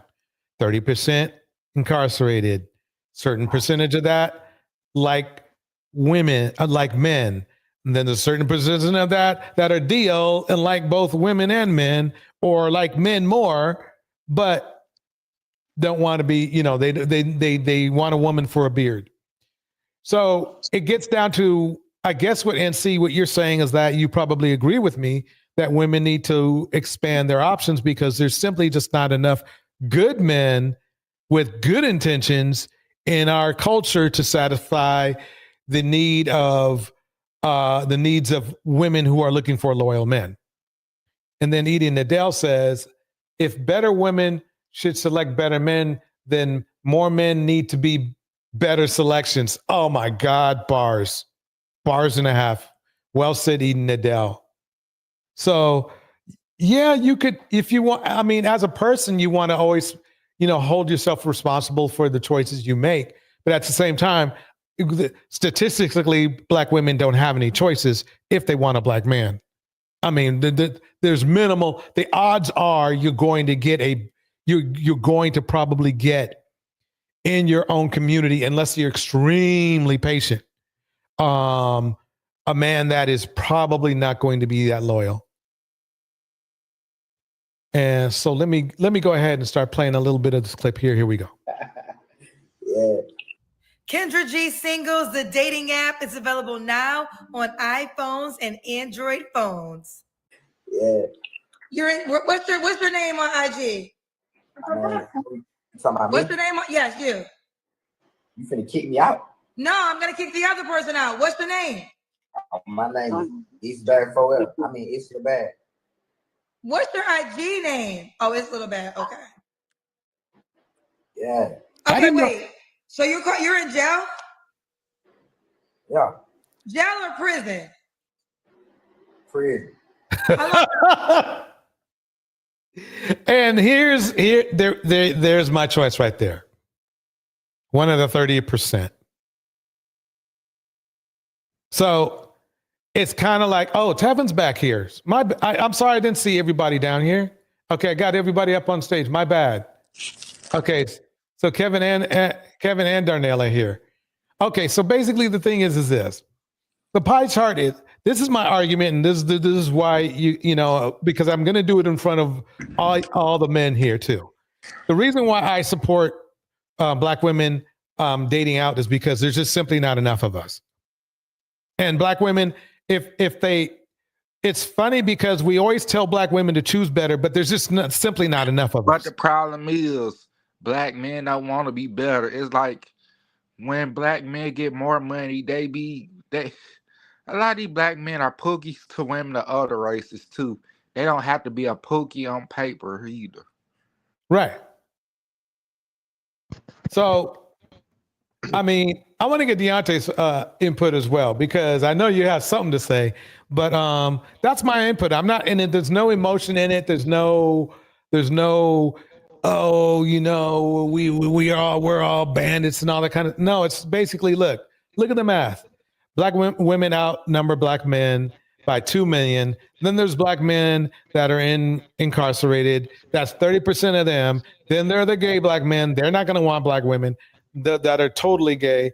Then we have that. And then we have Black men that are DL that are just running amok. And we have Black men, not only DL, but I'm going to say this. Women of other races is more acceptable to Black men in general going in every way, but I see it more with the Black men who date white women. Yeah. That's why a lot of Black women ain't gonna accept what women of other races put up with. Right. Darnell, are you there? Yes, sir. I'm here. Okay, Darnell, what is your input? I mean, so my input, I got to disagree on many talking points here. First, when I joined the live, you guys were talking about, okay, you know, I understand what you're saying about the numbers. Yes, you're right, DJ, that unfortunately 1 out of 3 Black men, unfortunately, are just no good. My opinion, it's more like 2 out of 3. Because you got to remember, it ain't just a man that ain't no good. It's a lot of women. We have to get on. Wait, let him finish. Let him wait. Too. Tev. Let him finish. Let him finish, and then I'll let you retort. So, I believe it's 2 out of 3 Black men, believe it or not, that are actually probably no good. Okay. You got to remember the 1 out of 3 number is just the ones that are in prison. Right. You know, you got to remember the ones that just haven't gotten caught. So, right. The only problem is that when it comes to Black women, like say dating out, for example, I will say this is that women, no matter what demographic or race, they outnumber men, regardless. You know, okay. You go to the white community, white women, there are more white women than there are white men. You go to Latinos, there are more Latino women than there are men. There are more Asian women than there are Asian men. You're competing. You have to compete with those demographics. And unfortunately, I would say Black culture, unfortunately, is just, let's just face it. I mean, it's toxic. it's a very toxic culture. So you got to compete with Becky with the good hair. You got to compete with Ling Ling that got really good hair. You got to compete with Maria that is taught as a child, culturally taught as a child to cater to men. Hell, my time in the Middle East, for example, and I mean this whole thing that it's just American or even just black men that become corrupted as soon as they get money. That's a fallacy. And I say that because in the Middle East, I mean, just about every Middle Eastern man is rich. And I mean, they do all kinds of things to women out there. All kinds of things. Okay, you're going way too far. Okay. No, I'm not going far at all. Keep it in the United States. No, because you earlier said other cultures don't have this toxic masculinity. That's what you said earlier. I never said that. Well, you didn't say those words. You didn't say those words. No. I just never said that. No, sir. You didn't say those words. I'm not saying you said those. No, I never words. Said that they don't. I never said that other races or cultures of men. You were talking about the red. You were talking about the red pill. The red pill. Red pill is purely toxic masculinity. It was built on it. And Darnell, you got to think about the men who love to date women that are no good either. Right. Oh, absolutely. Hell, I was one of them. You know what I'm saying? So I mean, I agree with that. With that said, the thing is this: there are more available men in general than there are available black men. Would you agree? I would. I mean, in a actually no, because again, remember, females outnumber men regardless of race. And you can pull up the demographics on any chart. Like, I mean, you know who has the most power in the United States? White women do. Okay, but okay, so that's a good point. That's a good argument. But if men are looking for a type of woman, right? Mm-hmm. Okay. They're going to look. There's other races of men. I wish I had that video ready, but I don't. There was this video of men this Caucasian men who just like black women. They just do. They don't know why they do that. They just do. Okay. I think that's a fallacy. You think it's a fallacy, and why do you think it is? Basically, I'm trying to keep it YouTube friendly, and the best way I can say it is that there are men out there, there are white men out there that just fantasize about sleeping with a black woman, but like literally using black women as recreational use only. And I hate to say that. As if black men aren't already doing that to black women and vice versa. Yeah, okay. I mean, you're right. It's a lot of white women who want black men for recreational use too, but we never talk about that part. No, you're right. You're not wrong. It's just DJ Torch asked me a specific question about white men wanting black women. I said, I don't think it's as high as you want. The problem is that when they bring them home to, mom and dad, that's the problem. Okay, I'm going to retort. But the problem is, Tevin. Tevin, go ahead and say what you're going to say, and then I'll talk. Go ahead. The problem is it's just as bad, but in more cases, it's white women try to bring home a black man to their family. They don't like him. It goes both ways, but saying the problem with that is, I have mixed cousins and their mothers usually don't bring their white family members around. One of them There you do, go. but one of them did, and he was her stepfather. That he still make. We seen him a few. I met him. We seen him. He came over to our house a few times. This was one of my mixed cousin's mother's stepfathers. Who he did visit us, and we did meet him. But the other one, before she passed, we rarely seen any of her white family. Mm-hmm. No, I trust me. I know. I spoke to one of my aunts, my great aunts. She spoke to me over the phone. I have no memories of her. She's like, yeah, I remember you when you were a baby. I have no memory because I never seen her. I have no recollection of ever seeing her or anything. But you know, Okay, let me pause you for 1 second. Basically, it looks like on the United States, based on from 2015, about 12% of newly married white men had black spouse. Yeah, 12%. That's 10%. That's 12%, dude. That's 12% of 220 million men. That's as many. Nothing. That is not. No, you don't get it. 10%. White men outnumber black men by how much? Let's see. Black men make up 6% of the country. White men make up 30%. So I say by 5 times. At least. And then the thing is this. There's nearly as many white men that will marry black men as there are, black women. Let me start it from the beginning. There are just as many white men, not quite as many, but just as many Caucasian men that will marry, I repeat, marry black women than there are black men, period.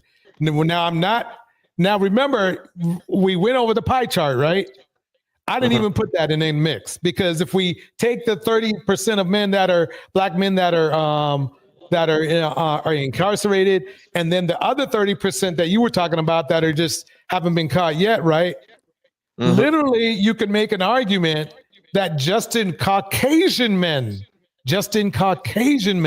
they outnumber black men as far as wanting to marry black women.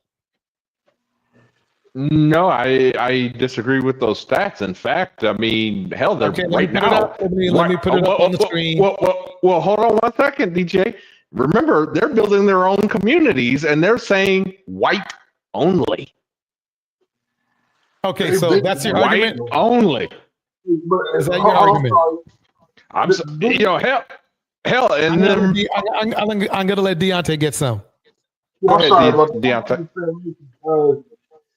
I agree with what Darnell is saying from the statistical standpoint is we got to be careful when we go over stats because you can take a stat that's true, but it may not, but it got to depend on the context. So DJ, when you just said that, you said 2015, they said that 12% of newly married white men were married to black women. Okay, I mean, I can believe that. But you also got to remember, they said newly married. If you add up all the men who were married before that statistic and even after, you know what I'm saying? When they took that stat, it's still going to be less than that overall. Most white men are not married. You're telling me more than 2%? Let's chop it down to 10%. Let's chop it down to 10%. It's still a lot of men. No, that is a lot of men. But I'm just saying that, well, one, like you said, they outnumber us by at least 4 or 5, right? And then 2, they don't have a problem like we have within their own community. They know who they are. They the white man. They run shit. So them marrying outside of their race is actually a help for them because they bring more people in and put them underneath their umbrella and their mindset. With black people, the reason we got an issue with that is because our children don't really confuse, they don't know who to assimilate to. It's not cool. They don't know they're black, whatever. But when it comes to the attraction, we all know, even without looking at a stat, every race, men and women of their race, is attracted to their own race first. like by the vast majority, in the 90 percentile, they're like that. Mm-hmm. And that's why I'm telling you, man, like Kevin hit it earlier, you will see a whole lot more white women trying to bring a black man home to their family than you will see white men bring. And when I said I'm not saying they're not married to them, it's probably hundreds of thousands, if not millions, of white men married to black women. But it's not on the level that I believe that that they're trying to push, and it's just not as easy for black women to get with them like that. Like a lot of them not attracted to them either. Yeah, I mean, and I mean to add on top of that, like I said, you got again, you got to remember the whites believe that they're on the verge of extinction for one reason or another, you know, and so now they're resorting to building their own communities. It's been reported now. I mean, it's known. What do you mean? Marry a black? What do you mean building their own community? They've been doing that ever since they got here. Yeah, that was. I'm talking. I mean, what are you talking about? I mean, you haven't seen the news. You haven't seen the news lately, have you? They found an all-white town somewhere. Like, I don't understand why that's big news with black people. Wait, let me. Deontay, give me 1 second. Darnell, I lived the news. I lived in a town where there was one more black family than me. So please. In fact, let me I'm sorry, Darnell, I love you, but nigga, please. I lived the news. Okay, I lived the news. I've been in those towns. So I know what they look like. I know what's going down. I know. Yeah. So but you said you were the only black man in that town? No, I said family. You were the only black family in that town. Wait, Darnell. Let me rewind this again. Let me say what I said before. We there's 2 black families in this town at the time. Mm-hmm. Okay, that I know of. Two more. So there's 3 black families, including yourself. 2. No, just 2.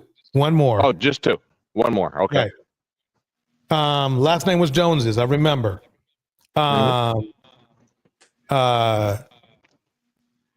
So basically, I know what you're talking about because but that's why I have to say I don't know why you're making it sound like it's something new, because it's been that speak has been around for a long time.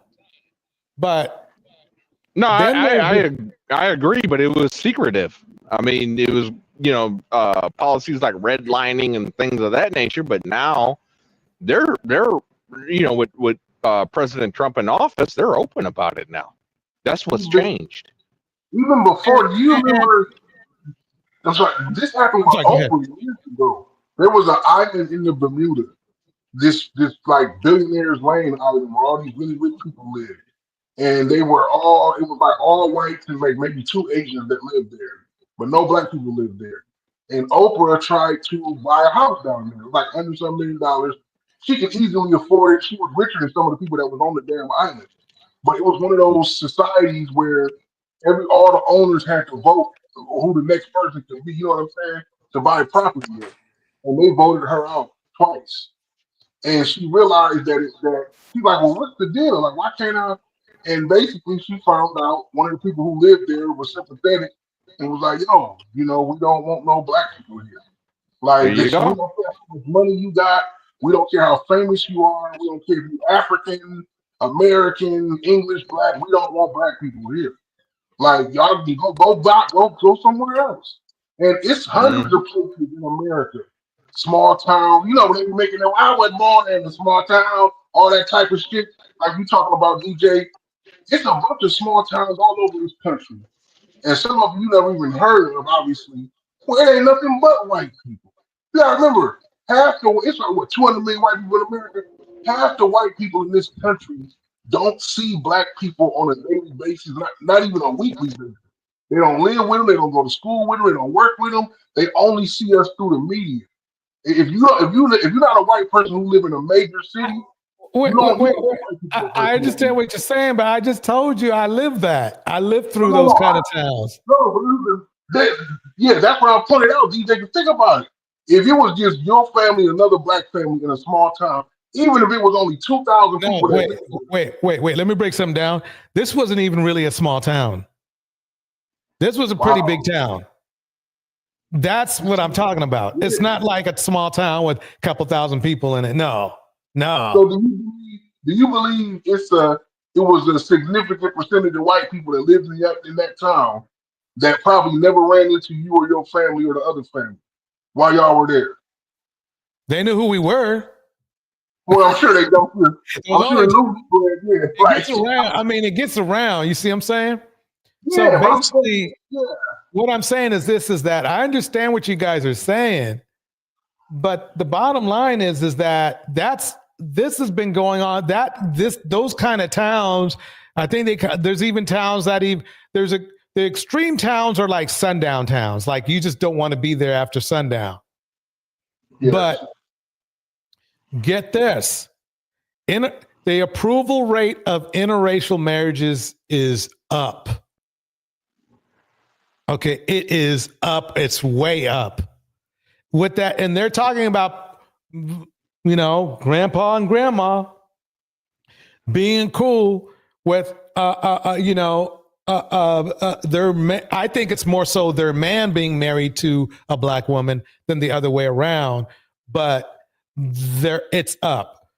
And the thing is this. There's a certain quality that black women bring to marriages that other women may not bring, because you got to remember, black women by percentage are the most, what would you call it, oppressed women in the United States. I have to disagree with that. Wait, let me keep going. You can disagree after I get done. Yes, sir. Okay, this is the reason why. Their own men oppress them. Other races of men oppress them. And really, quite honestly, white women are in a position, whether they outnumber their men or not, to be picky. They just are. Basically, the thing is this. The basic thing is this. Black women, look how, the perfect example is Red Pill. Look how their own men talk about them. You don't hear this kind of shit going on in other cultures. They're not true. They're not calling them hyenas. Darnell, let me finish. Yes. They're not calling their men hyenas. They're not calling their men what is it? Keishas. They're not coming up with their own N-words for their own women. I'm not saying they never do, but there's a very low percentage. The percentage of Caucasian men using Keishas or hyenas to describe the women is very low, because you want to know why? Because that is their women. Black men don't have that same kind of loyalty to their black women. That's what I'm saying. You can talk. Well, sir. To be honest with you, like I said, that's definitely not true. You look at Road to Mossy. Hell, Red Pill talking points is like rooted in white supremacy. So yes. You can definitely. Okay, good point. Let me ask you this. You bring up a good point. I'm glad you brought that into the mix. But what percentage of men, what percentage of men that are Caucasian are in Red Pill? I would have to look at the stats. I don't know off the top of my head, but they are the fathers of the Red Pill. Yes, they are. But from what I've seen, I'm not saying they've given up on that shit, but they're not as deep into it. They're not as deep into it as black men are. Black men are deep into that shit. Because I tried to look up Caucasian white pill men, and I kept getting black red pill stuff. Yeah, I'm sorry. Go ahead. No, I was just I've saying. seen a couple go of ahead. white male red pill, but I can't think of their name off the bat because I'm more familiar with the black ones. But I know Andrew Tate is one of them, and I can't think of No, another he's guy's not white. name. He's not white. He's black. No, I, he's His not. father. Yes, he Andrew is. Tate is His black, father. but he more white than His he is black because Andrew Tate's his father was father. mixed. His Andrew father and was a black man. Okay. Andrew, they identify. They know that they black because they love their father and they talk about him a lot, and he was a black man. But they identify with the white British society. Right. Right, yeah. But it's the thing. The reason why Darnell, I agree with DJ with the black people take the red pill space more serious is because white people, the white men don't have a problem with these women like we do. Like they're not in competition with white women. They're not arguing with each other Somebody about who. just said Can the you please quality wait? that the white Tef. Let him finish and then you can speak. Sorry about that, Ted, but like, hey, they don't have the same issues that we have with our women. So we are in constant flux with black women, right? All the time. Black men and women. White men are not. This is why it's easier for a white man to get married to a black woman than it is a white woman to a black man because her father, the father of the white man and the mother is going to be like, this is my son, a white man. And he's taking this black woman under his wing, and he's going to be the leader of the house, and he's one of the future shapers of this world. So they don't care who she marries, who he marries. She belongs to him now.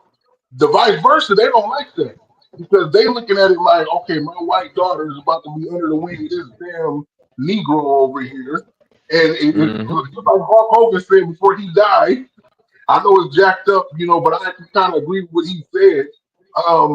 He said he told his daughter Brooke, if you gonna mess with a black person, he said you gonna mess with a nigga, mess with a rich nigga, because she was dating a black dude that danced in her background, and he was like, dude, you got all these ballers and rappers trying to get you, go date one of them. Like they don't believe in all that love shit. If a white man gonna let his daughter marry a black man, it's gonna be because he's giving her and the family some kind of huge advantage. It ain't because they just fell in love. Unless they just common broke white people like the rest of us, they don't really care. But middle class and up white people, they not letting their daughters go like that. But they sons, they can marry whoever.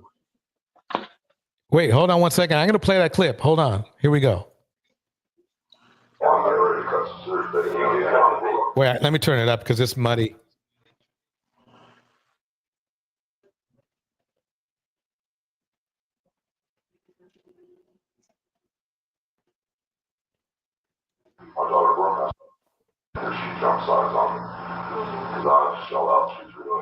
Let me pause it because it looks like they're gonna let me get this out of the way here. Okay, here we go. I've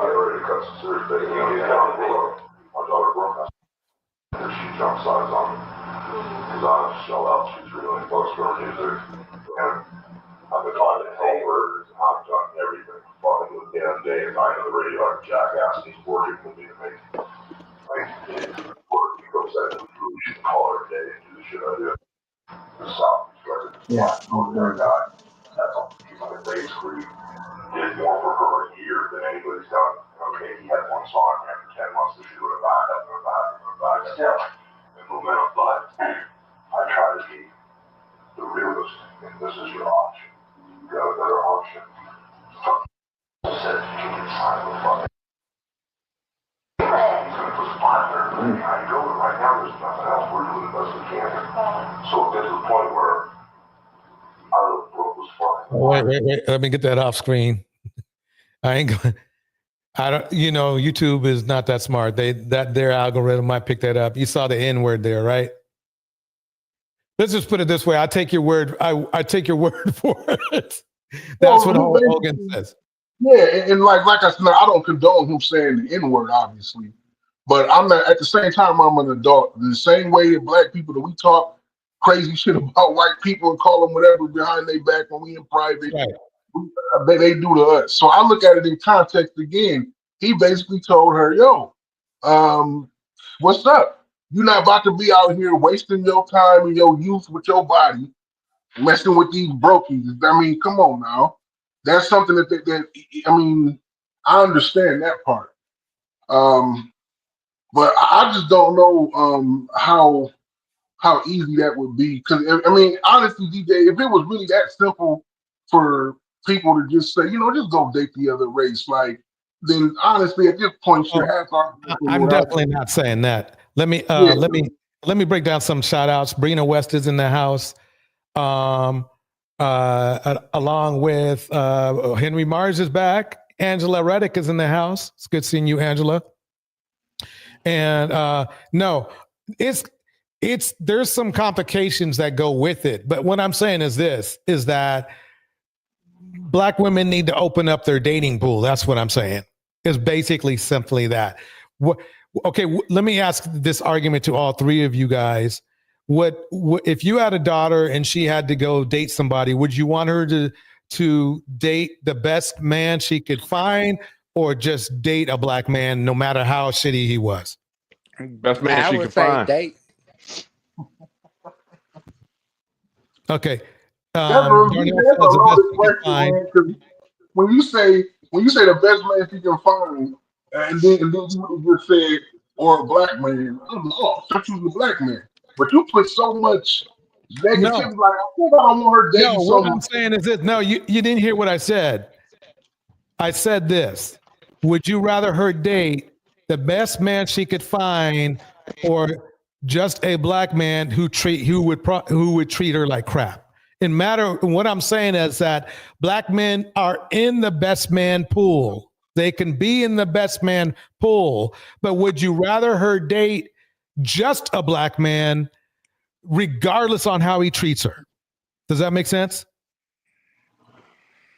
I mean, it makes more sense, but I just because it's like, well, then okay, I want her to date. Well, what if in that pool she dates a white man who turns out be? I don't. You're putting too much emphasis on. You just know Black dudes gonna be fucked up. No, I know you. No, it's not that.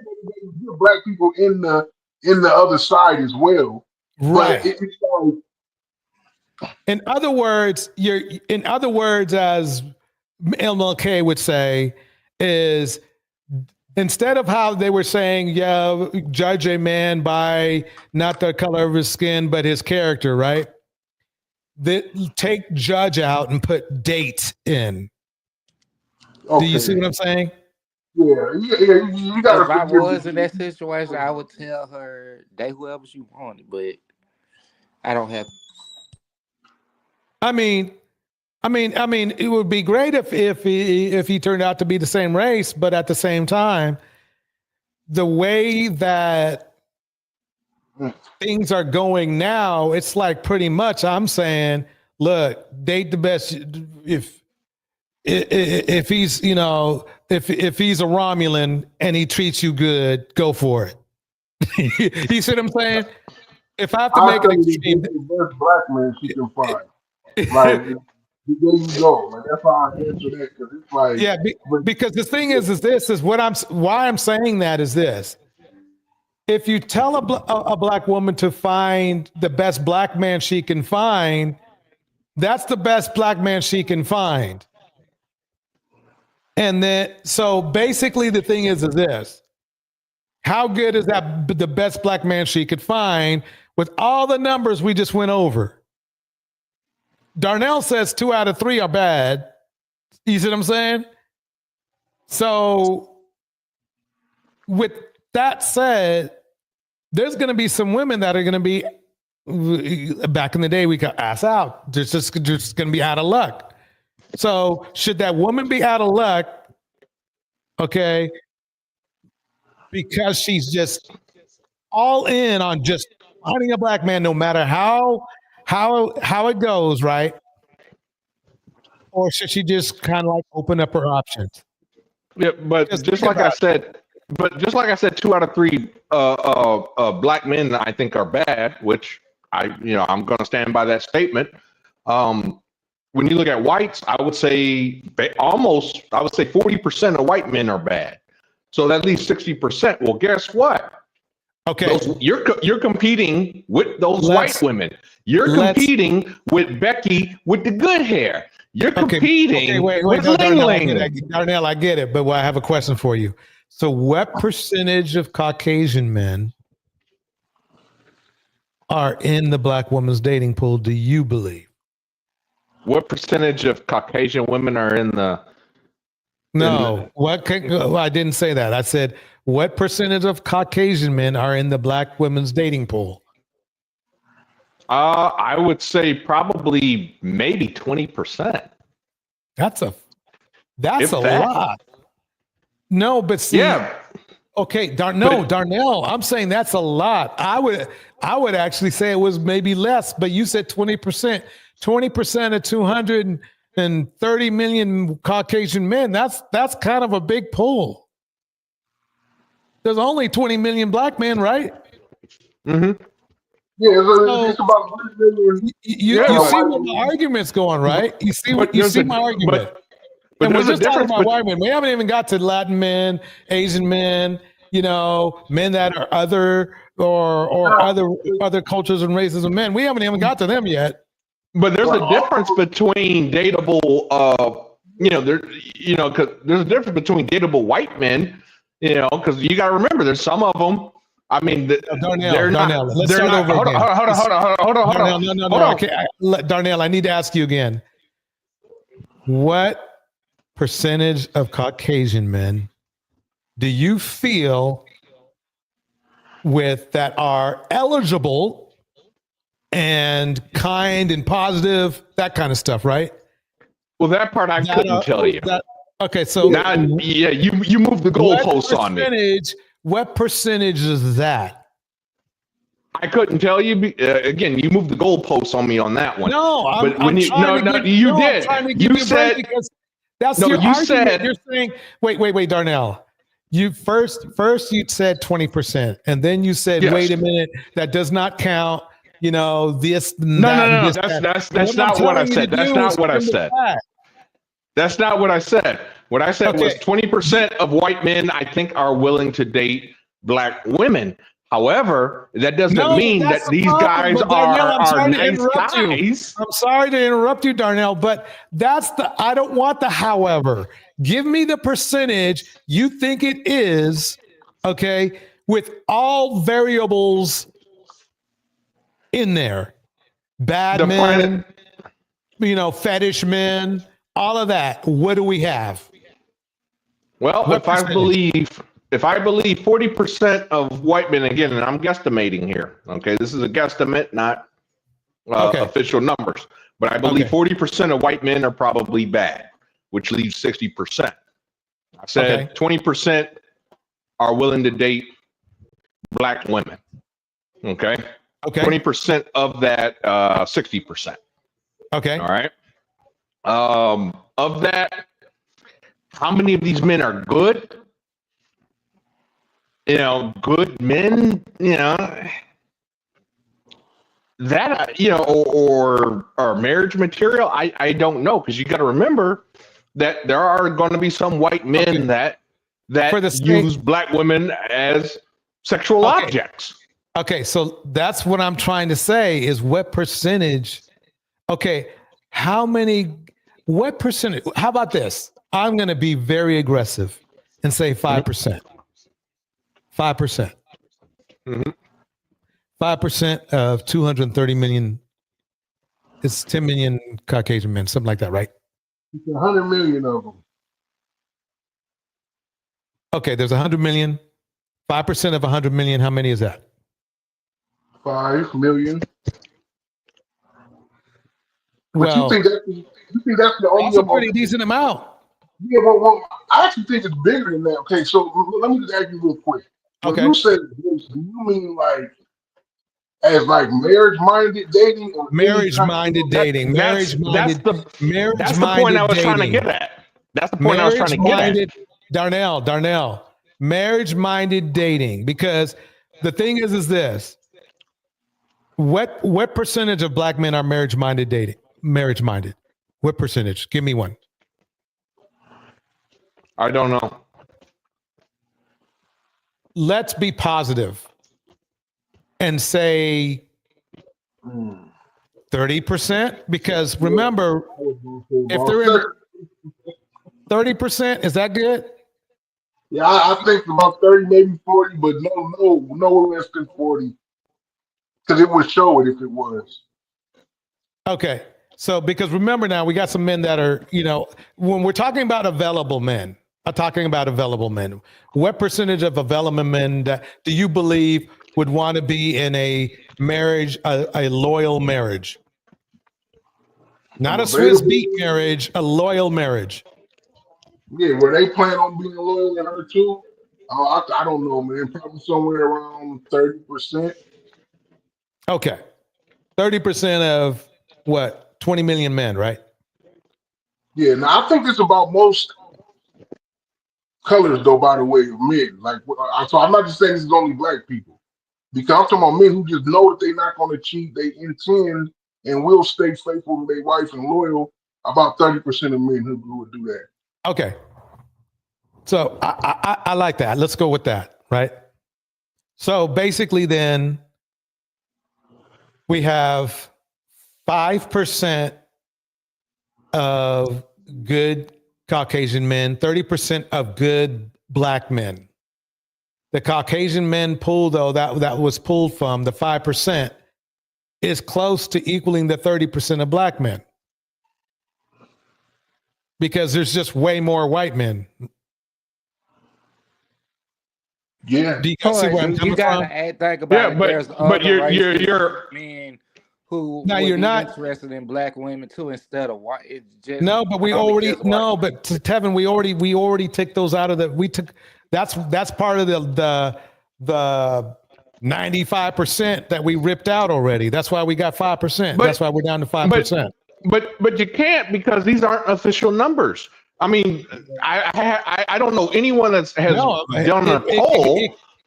I mean, the thing is this: is that who has done a poll that said, okay, percentage of black men that are marriage-minded, white men that are marriage-minded. Darnell, when I showed you that there was 12% of Caucasian men that married, had a black spouse, married black women, you were like, wait a minute, blah, blah, blah, blah, blah, blah, blah, blah, blah.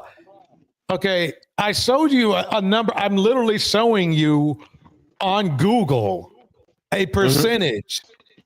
Okay, now we've made all the lenient arguments in any way we can, and we came down to a number of a mere 5% of Caucasian good Caucasian men want to marry black women. 5%. Okay. Well, that doesn't make any sense, because, okay, Donald Trump was married. Did he cheat? Absolutely. No, Bill Clinton was married. Did he cheat? Absolutely. No. Darnell. You open the door. Darnell, I'm sorry to pause you for a minute. Why do you think we were going over the math and subtracting white men in the first place? We were taking out Donald Trump's. Do you understand what we were saying? How? What are the numbers of men that admit that, hey, I'm a cheater? Wait. What test? What poll? Darnell. I can't go over it because we don't have that much time to go over this whole theory again. What we did was this. I'm going to explain what we just did.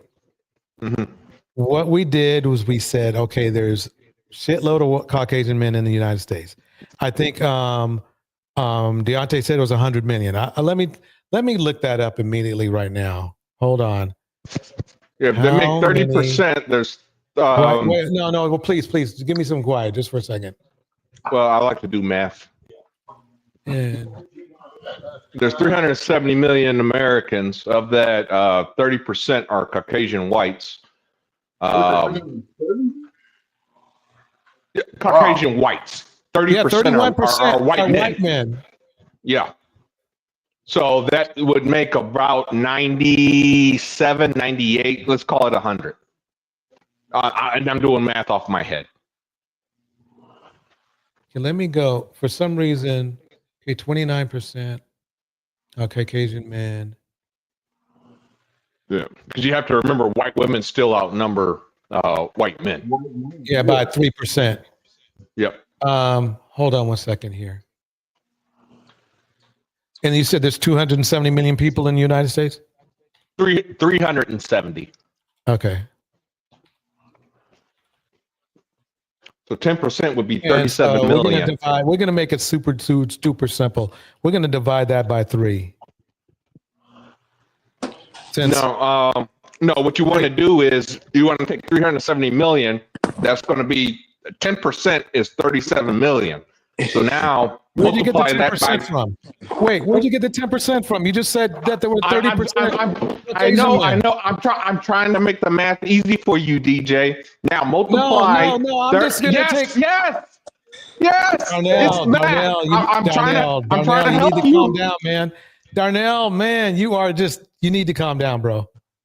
You need to calm down. I'll bring you up in just a second. You're getting way too emotional about it. Let's just take, since we're around 30% already, 33% of 370 is all we want. I'm going to open the mic to you. Tell me what 33%, since you're the math guy, of 370 is. That's all I want. 33% of 370 million. That's all I want. Roughly, let's see, 37 times 3. What's 37 times 3? I thought you were the math man. Try about 110 million. Try 110 million white men. Okay, I'll go with that. So it's 110 million Caucasian men, right? And then what we did was this, and that's funny that it took us this long to get to that point. Then what we did was we chopped it down. We said, well, let's take out all the bigoted men. Let's take out all the fetish men, which probably will be Trump. Let's take out all the drug dealing Caucasian men, all those men, and we focused on just all the good Caucasian men, right? And we came down to a mere 5% of Caucasian men. Mm-hmm. Out of that 100 million plus, which is what Deontay said, we came out with 5 million Caucasian men. Do you see where we are? Yes. So we already took out Trumps. We took out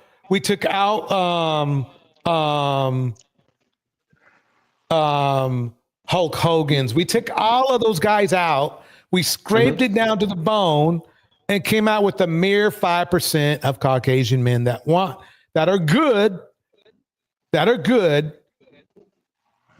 want to, be in a relationship with black women, that want to marry black women. That's where we are.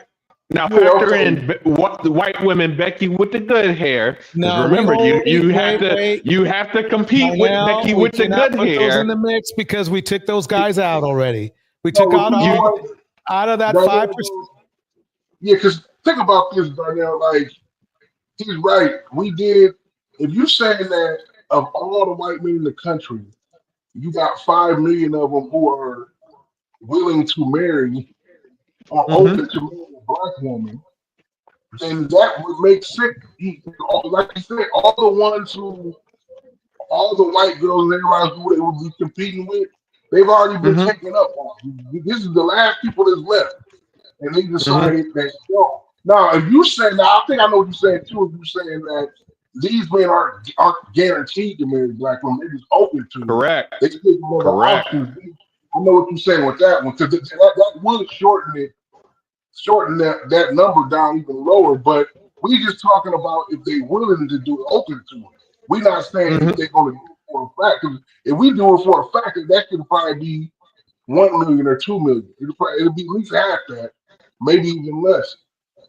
I mean, I do believe a lot of this stuff is promiscuous. Like, I know anecdotal tales from, I don't know every black or every white man on the planet, but I went to school with a lot of white guys. And a lot of them were attracted to black women. Some of them actually wasn't at all, and it kind of surprised me.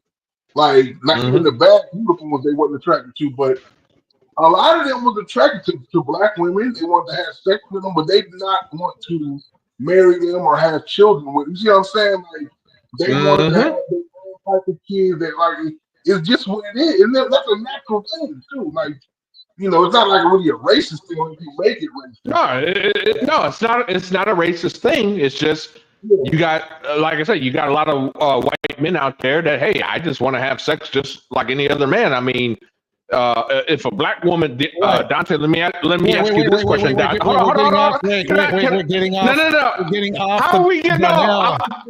We're How getting we off getting the off? message. We're going back and forth on the same thing. We just wanted to finish up on the 5% part because NC brings up a good point. Why are y'all just talking about white men? NC, very good point. I was actually going to get to the other races of men too in a minute, but I'm going to leave that alone.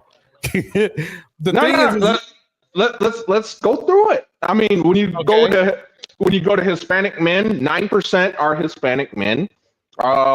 I would say about 3% are Asian men. Okay, 9% on 3% of what?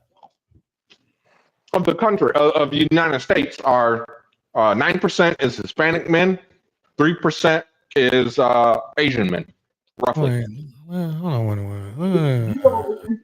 Why? Let me ask you something. While you're looking at, it's two things I really want to know though, and it's like, which we'll never get the stat on this. And as a man, I'll be honest about mine. Anybody ask me, but I wonder how many black women in this country want to marry a man. Like, what's more important to them? Him being able to be a loyal provider, or him being able to be good at sex, like really good at it. And I'm like, I've learned that that's a serious thing for some of these chicks. Like they'll sacrifice everything we do can put the wood down. Like, and then the second thing I want to know is this has been going on for a long time. The problem what we have, Deontay, is we don't have any women on the panel, so we can't really speak on that. Well, I know that, but I'm just saying. We can't even. No, because you're bringing up a good point, but you're bringing up something that would be based on assumption. No, I know. That's why I want to know the we can't really say that. That's why I guess what I'm saying is like we're bringing up a situation that we can't really even talk about because there's nobody here to retort or clarify or even agree with whatever your point's going to be. So we're just going to be kind of spewing some our thoughts or feelings around. But DJ, you're doing the same. Oh, sorry. I was just looking out loud. But what I really want to know, this probably gonna give me the same answer. But we've been going over this for a long time now with black women, like saying they should get outside your race if it's not working out with black men. But it's like I said, these other races are not knocking down their door to come after black women like that because we just not seeing it. So it makes you wonder, like, no, you're not seeing. But that's the problem is that you're not seeing it. So let me tell you my experience where I am. I've been to a nightclub and some other things. This was a while ago when I was going. And this is in a town where there's plenty of fine women. I've gone to a mixed club where there are different races of women. The black women there had no problem getting men to buy them drinks at all. They weren't asked out. They weren't waiting in line behind some other Caucasian girl or whatever. There are a lot of more men of different races that like black women than you guys believe. I can safely say that. I'm talking about marrying them. I would say this. There are an equal amount of men of all the other races that want to marry black women than there are black men. But now you have to factor in the competition. White women. No, I already did. Latino when I women. said what I you just did. No, sir, you did not. I did. You made it. I'm sorry, I got to put you on mute again, bro. Look, I just said, when I say there are men that are willing to marry black women, that in itself cuts out the Becky with the long hair and all the other variables you were talking about. I thought we just clarified that. Oh no, DJ. I think that's what he was talking about was because I caught it too. And what I mean is when you say the 5 million white men who are willing to and open to, we're not saying that these 5 million are going to and guaranteed to marry black women. If we were, then you're right. Nobody else. But we saying that when this particular white man looks to see who would I marry after all the chicks I've dated, he's gonna include black women that he's dating, but he's also gonna include the white women and the other women, whoever else. That's what There you Dante go. was. Yeah, There you go. You got it, Dante. You got it. Okay, so your 5%, is basically men that are open to marrying black women, right? And my 5% are the men that are they are focused on dating black women. They just have an attraction to black women. There are men like that. One example. Wait, let me finish, and then you guys can talk. One example is like John B. He just likes black women. He just does. And he's married a black woman.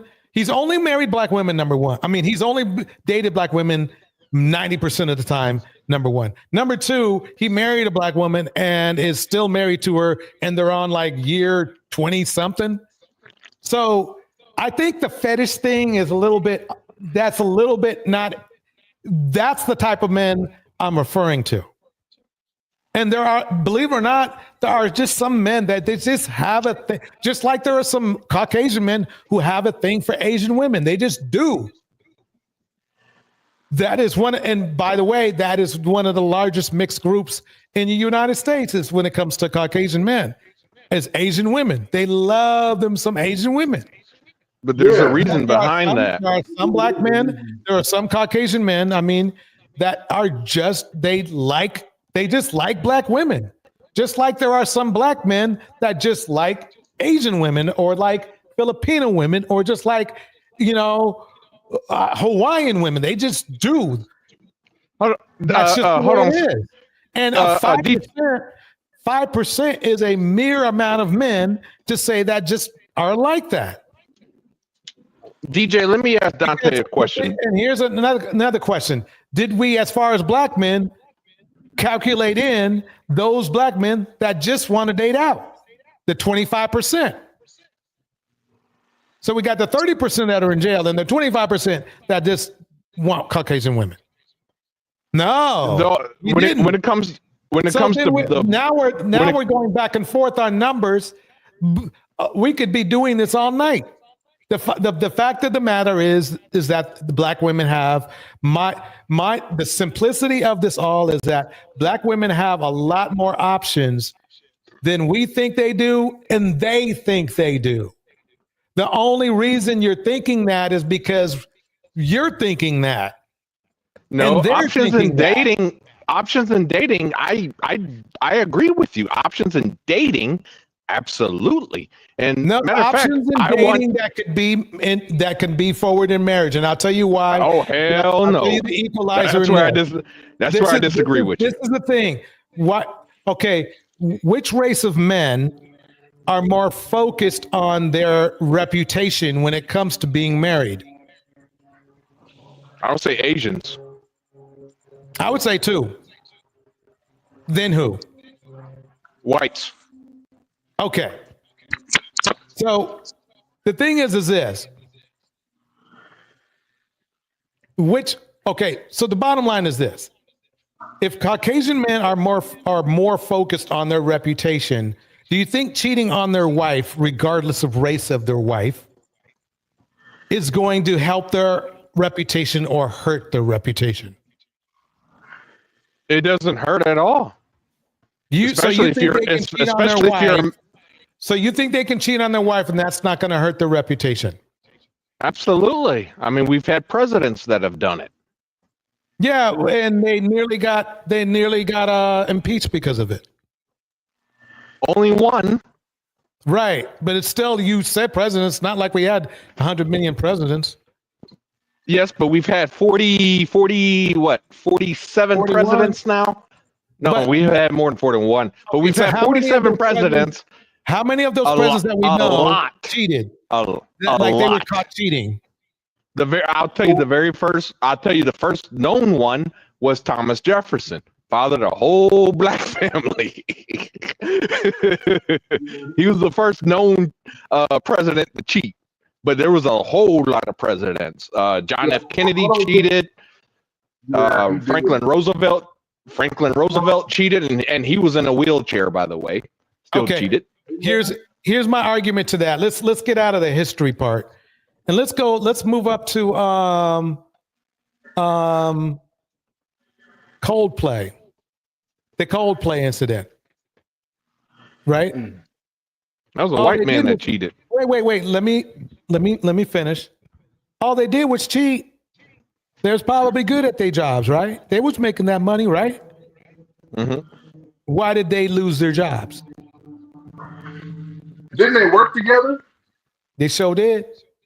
Yeah, because that was the ethical thing, though. Like companies. Not really. No. Yes, most companies they can't. I don't think they can legally stop you from actually dating or marrying people who work with you. But they tell you like it's a no. It causes problems in the office. And if you get lucky with it, they can't fire you because it's too close to sexual harassment. You can't have a sexual relationship with somebody, work close together. Now y'all broke up, and now y'all trying to solve serious decisions. And it's also the way your company looks as well. The CEO of Disney, like 10 years ago, he was a great CEO, but everybody in the main office knew that he was cheating on his wife with the secretary, and they got awkward to the office, so the board fired him. Right. Okay. Was it Bob Iger? Wait. Let me get in the mix here. Let me get in the mix here for a minute. Okay. So basically, we can safely say that cheating with other employees is a bad thing, right? Mm-hmm. Well, yeah, and why? And because it has an ethics thing. Doesn't ethics have something to do with reputation? Yeah, well, it's about, especially when you're a business, it's about trust. Customers don't trust the place that let people. How can you trust a cheater, right? Well, how can you trust a cheater, right? The country trusts Donald Trump. But see, He was a cheater. Yeah, well, you see, like they didn't. You see, they didn't kick Bill. Oh, I'm sorry. This is what I wanted to say about this. Well, the reason why Bill Clinton got away. What I'm just saying is that men of power in this world throughout history till right now to today, they almost expect you. They almost expect you to be with a damn other woman. Nobody. Yes. This is okay. Well, let me wait. I'll just let you guys finish. I'll give you guys about one more minute. Go ahead. Yeah, I'm just saying. At the end of the day, the mass majority does not care about what the boss, the president, or a man of power does if they do their job correctly. So if you are the president and you running the country and everything is all good, I don't care if you cheat on your wife. That's between y'all two. Like if you running the church and everything going good and I'm getting my stuff all pastor, you done got a order and knocked up. It don't matter. You know what I'm saying? Even when they were saying Martin Luther King was cheating on his wife, which she wasn't, but either way, he wasn't. But at the end of the day, it's okay. Let's see. This man that led 100 million people to freedom, that the whole world holding arms together in the worst racial tension we ever had in this world. I don't care if this dude was having sex with the whole choir. You see what I'm saying? I do. Now, can I say something? Yeah. Okay. But you said a key word, which was you. Okay. I understand you were making. Wait. Let me finish. I know you were making an example, but it's really different than you think because I've been in those offices. I've heard those guys talk about. it, and the thing is this is what they say. This is how they think, and not in the regular gigs, not in the regular jobs, but in the high-end jobs. Okay. They're thinking, okay, if this guy is going to cheat on his wife and he loves his wife, what are they going to do? What is this dude going to do to us? I've Okay, so literally heard this. explain that to Bill Clinton. Let me finish. I've literally heard this come out of these CEOs' mouth or these GM's mouth. I've literally heard this. So the thing is this, I understand where you're coming from, because why should you care if they're performing well? But that's why you guys don't see. I'm not saying you don't understand, but that's one of the big deals with this whole Coldplay thing, because they're thinking, well, I mean, he is CEO. I mean, he's making us millions and stuff. Why didn't they just let it go? Well, things started to change a little bit.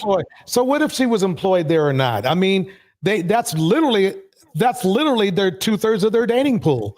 And I know for a fact, when it comes to Caucasian men, their dating pool, a large portion of it is their job. Most people are. Right. So explain Bill, but explain Bill Clinton. Going around in circles here. Wait, let me hold on, Darnell. Hold on, Darnell. This is my show. That's the point I'm trying to make. If dating your employees is not such a big deal, that happens all the time, why would it be a big deal for the Coldplay thing? Because of the reputation, because of the ethics, which is tied to the reputation of the company. It makes the company look bad. I don't know if it really would have mattered who he was with, but he was with the worst person he could be with because she was married. The problem is an ethics and moral thing. Now, in our situation, our culture, obviously, it's not as big as a deal. I completely agree with that thing. But with these other people, it's a big deal. So regardless of the color of their wife, his wife could have been black, and the same result would have happened. They would still fire him. Because they're saying, look, we're supposed to be representing honesty and moral values to our business partners and our customers. And dude, you're out here hoeing. I'm sorry, I don't care how good your job was, you out. That's what happened in the Coldplay situation. That's one situation, DJ, but explain Bill Clinton. Hold on. And I've seen other ones that counter your point. Jennifer Flowers, what's her name? Monica Lewinsky. Granted, the Republicans went after her, but as it turned out, and Larry Flint even offered $1 million of dirt on anyone that could find a Republican that was cheating on their wives. Come to find out, the Speaker of the House at the time, Newt Gingrich, was cheating on his wife. Let's see, Jeff Bezos. Okay. Jeff Bezos, who's the owner of Microsoft? Bill Gates. Okay, so basically, these are all white men.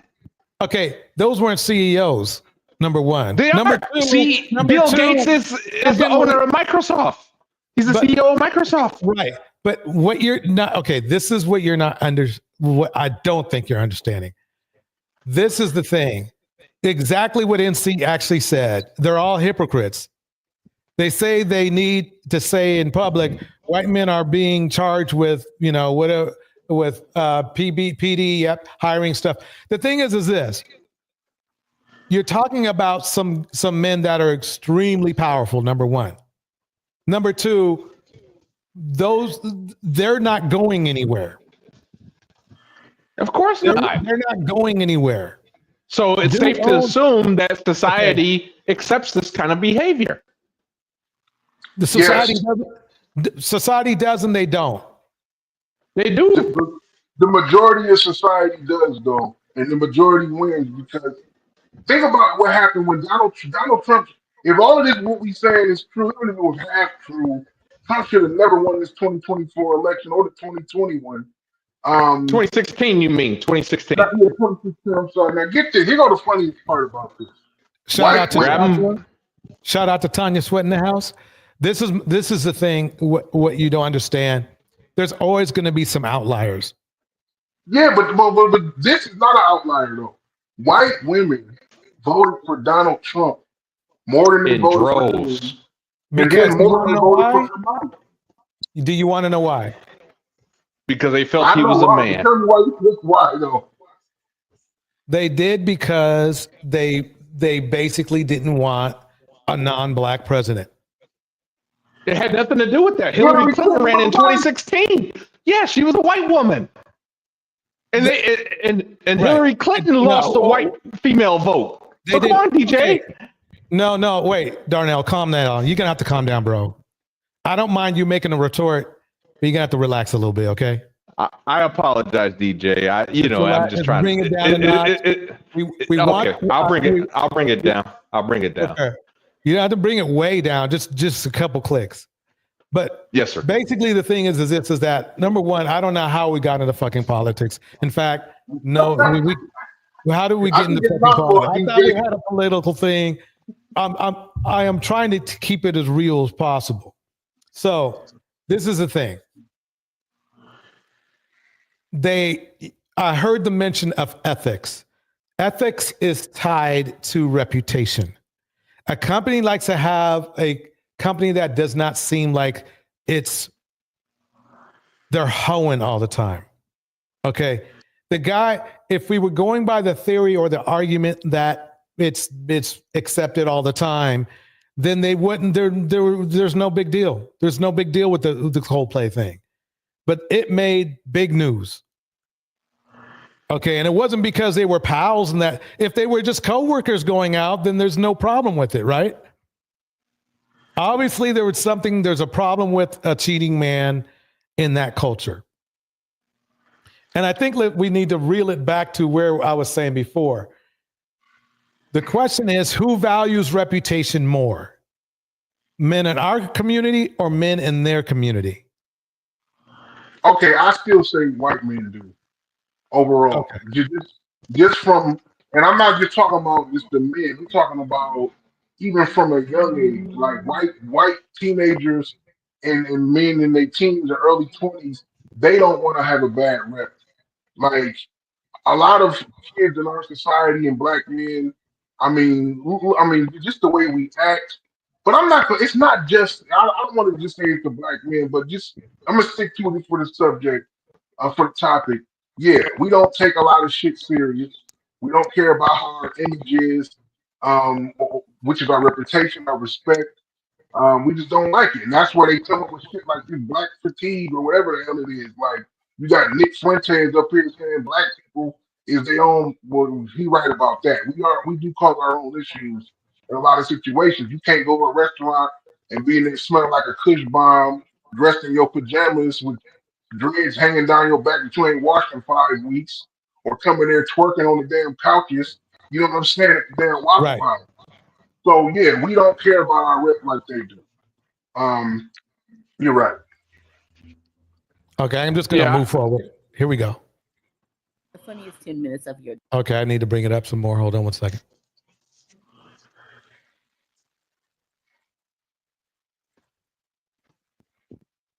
day. We need this. We need some levity. This woman named Finam Tara, she reshared this old post. This man says, women will break up with you over everything. And then shared a bunch of comments that was on this post. This is an old post, but the comments are still freaking hilarious. On this woman's post alone, she has over 1,500 comments on her own. So we're going to just laugh together. This man posted this video back in November 2024. It says at the top, dating a woman that has been single for a while is rough as hell. She's ready to break up with you over anything. And then put in quotes, this is your second time in the refrigerator. You eating up all my food. I can't do this anymore. You're disturbing my peace. And why that is funny right now, groceries are expensive as hell. You do not let people just come and go into your refrigerator all willy-nilly. Absolutely not. You're going to have to go, sir. Goodbye. Let's look at some of the comments that were on his post because he had over 25,000 comments. Let me pause that for a minute. Shout out to Bourbon Bougie. Yeah, she's one of the best when it comes to this market. Here we go. Tara collected a lot of comments for us. So let's just sit here together and laugh. So Angela says, I ghosted a guy because he asked if I could cook. I love to cook, but don't ask if I could. You look like work to me now. Miss Dottie says, at this point, my tolerance level is below sea level. I like to say, down by Satan's balls. Not nice, Tia says. While I was cooking, he said, but my mama make it like this, not cut the stove off immediately and told him to leave and find his mama to cook. The F? Annie Sweep says, he asked me what side of the bed I like to sleep on. Bruh, all of it. This is all mine. That's my Shay Shay. Hey, that's my homie. She says, me running to the comment section because I know it's about to be lit, and lit it was. All right. So I'd like to kick a shout out to Why Seeking Knowledge. Thank you for the $9.99. Why Seeking Knowledge. I'm glad we are discussing these issues. Thanks for providing the space, DJ Torch. Thank you, Why Seeking Knowledge. I want to shout out Joshua Maudi in the house. A shortage in spirit leads to a man full of self-doubt. Without mentors, men have not the way to direct their energies properly. Bars, Josh. Eden Adele in the house saying, shout out to Bourbon Bougie. Angela Reddick in the house. These black dudes are tripping. Thinking they are experts on white T man's behavior. They got it. There is no momentary value measure how, this is Tanya Sweat, there's no momentary value measure. Many relationships with women can get into currency traded on the stock market.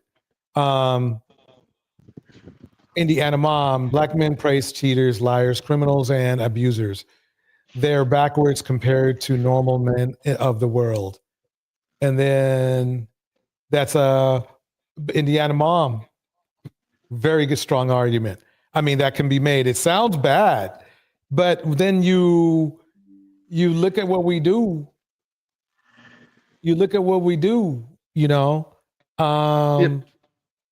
But it's not just black men, DJ. Like, and matter of fact, it's not even just American men. Like, you go to South America, right? There's supposed to be conservative culture, heavily Catholic, this and that. Yet you see a whole lot of single moms out there. You see, how is that possible? It's not all passport bros. Darnell, we know it's not all. We know that. Yeah, but the problem is that the major problem is we're winning in every category of bad categories. That's the problem. I agree with that, but the thing is, DJ, is what we're doing is we are basically using I'm just going to have to be blunt on it, but tear each other down. If I were to go to Sharp's channel, he does this show called Hard R, and you know what he shows? Ratchet black women getting arrested by the police. That's what he shows. And we know not all black women are like that, but he likes to show that. And the problem is that what we're doing is we're retiring the white supremacists, and where they don't have to do this because we're doing their work for them. What was the name of the guy again? Donovan Sharp. Okay. Hard R. So He does Donovan hard Sharp, R bingo. Okay. So basically what he's doing is he's marketing his channel to show that kind of stuff, even though as a stupid idiot who he doesn't even date black women. So why would he even bring it up? But anyway, he does it all the time. So basically you're disgusted by that. Absolutely. Okay. But So you're disgusted by that, but It's so what do you- propaganda. okay, go ahead. It's propaganda, is what he's doing. And, we have to be careful not to fall into the same trap. So, I mean, yes, I get it. There are a lot of Wait a minute, bad black Darnell, men out there. aren't you on the panel? Yes. So then how's it propaganda? Oh, come on. I told you I'd behave now, DJ. I told you I'd be. No, you did. I just gotta be. I gotta behave on your show. This is the DJ Torch show. Right? I mean, the propaganda to me is all I have is women on the panel, and all we're doing, is dogging out each and every single black man ever made. Well, not necessarily, DJ. Like, when you say, like, earlier today when we were discussing the numbers and this and that, you're talking about white men. I'm not asking you to cut. I'm not asking you to cut. To slice this in two. And I'm just making a point. It's basically we do let people, and I always have, believe it or not, let people come up and tell their 2 cents. Now they might get roasted. They were getting hella roasted back in the day, but everybody got their say. Okay, so does Donovan Sharp. He does the same thing. He lets people come up that disagree with him all the time. Really? Yes, he does. There's literally men that come up on his show and go, "F you, Donovan. Black women are not like that."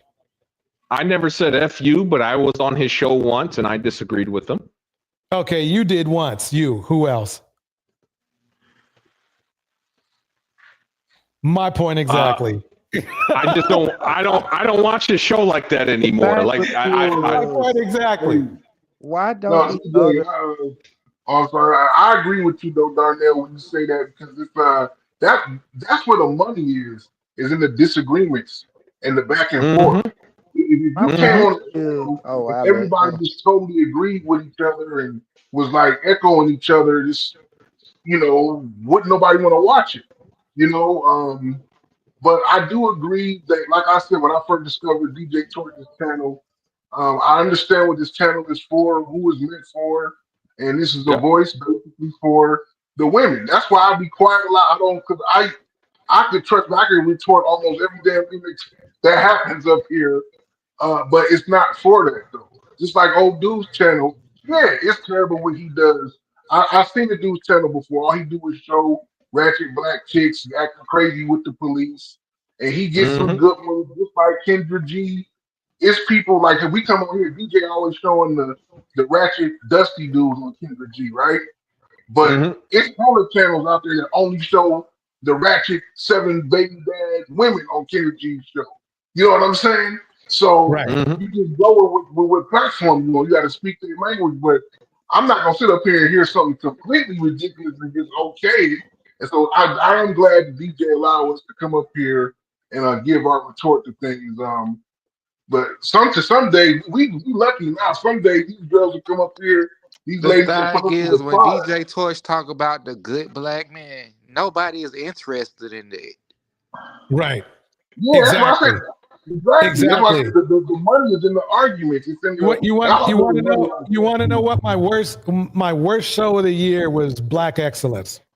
Now, it was a great show, but as far as people watching it, the numbers were like dismal. Will I do it again? Absolutely. In fact, I try to sneak it in on the beginnings of these shows now, like showing black men doing good things, which is a lot more than what, believe it or not, and I do that more than the Red Pill does. That's what's funny to me. You sure do. You don't never see them like take a good black man and go, "Wow, he's doing this and doing." They don't do that shit. They just go straight in on black women. So it's ironic. It's weird and ironic. But when I counted up the numbers of shows I did of showing black men in positive positions, or being like, one time I had a spine doctor video on here, and then I showed like black male billionaires and all that kind of shit. Those shows did trash. The numbers were trash. Did I stop? No. And am I going to stop? Never. But the point of the matter is, is that even with those shows, I've done more shows showing black men in positive positions than any other of these red pill channels. They're so tied up. They're so tied up in disrespecting black women. They can't even like just have a novelty video of some guy who was doing nice things in the community. They can't even fucking do that. So I understand your point of view, but that's why I can never be like propaganda, because at least I fucking tried to show a black man in a positive way. Now, yes, I will get down on all the other black men as well, because unfortunately in our community, as you guys may have not known, you've admitted it, that at least 30% of them, at least 30% are bad. Darnell went way beyond. I would say said two out of three black men are bad, are unmarriageable. So yes, sir. 66%. So basically, 2 out of 3. Yeah. So basically, I mean, the thing is I'm not trying to get hyper or anything like that, but I'm frustrated, because you would think that if red pill or black manosphere, whatever you want to call it, this fucking day, whoever they call it, you would think that if they really wanted to bring black men up, they would be showing black men in a positive way and showing the way that they built themselves up or made themselves better, and they don't fucking do that. That's what bothers me. It's like you got one of the largest audiences of black men to show an opportunity to show other black men, good black men, and they don't fucking do it. You know who they chose? They chose a dude who didn't pay his child support for over 10 years. Left his wife. His wife made more of him. They show him basically a fucking failure. That's what bothers me. That's what bothers me. And that's why the main reason that channel's here is because, hey, look, if we want to be on that kind of time, the least I can do is warn black women. That's basically what I'm saying. Okay, I'm gonna calm down for a minute. DJ, I now know that I can say the F word on your channel with impunity. There you go. You just got to spread it out, though. You got to spread it out. You just can't say it every single other word. That's when it hit. But yeah, I gotta make sure my settings are right when I leave after I get done with this. But I'm pretty sure they took me out of the kiddie world. You know what I mean? Yeah. What's interesting, I saw earlier today, I saw a clip of it was an old clip of the Oprah Winfrey show. It was back in the 90s when the O.J. Simpson verdict was released. As everyone knows on this panel, Oprah Winfrey show is predominantly women. There was white women, there was black women. And what I saw when they read the verdict was announced on her show. Black women stood up and cheered when the verdict was read. We all know what the verdict was. OJ was innocent on the verdict, of course. But then you saw the white people. There was maybe 1 or 2 white women in her audience cheering, but for the most part, you saw the horror on the white women's faces, and you saw black women cheering. Darnell, you gotta think about it. Black women in the 90s were different than what they are today. That's probably why they was cheering innocence on him. If you notice today, if they would say he was guilty today, knowing he dated white women, they would have been cheering today, but things was different 30+ years ago. Well, just because he dated a white woman, what he did was, whether he did it to a white woman, black woman, or a Latina woman, doesn't matter. What he did was just, barbary. But they never confirmed that he unalived his preference. I think he did, but I'm still not sure about that because we never got a direct answer to that. The blood was in his Bronco. He gave an account, granted in the third person, but he gave an account, a so-called fictional account of what happened, and it sounded like kind of a confession. The only thing was, it sounded like there was a second person involved that LAPD didn't pick up on. So he was definitely, yeah, he definitely did it. I forgot since OJ had a lot of money, he could have got away with it, which he probably did anyway. No. He did. That was a crime of passion with OJ. Listen, y'all fun. We that went to OJ. I tell you this, what happened was OJ did it, but the problem was the prosecution dropped the ball, and the police wanted OJ so bad that Furman tainted the whole case. Furman tainted it. The forensic scientists tainted it.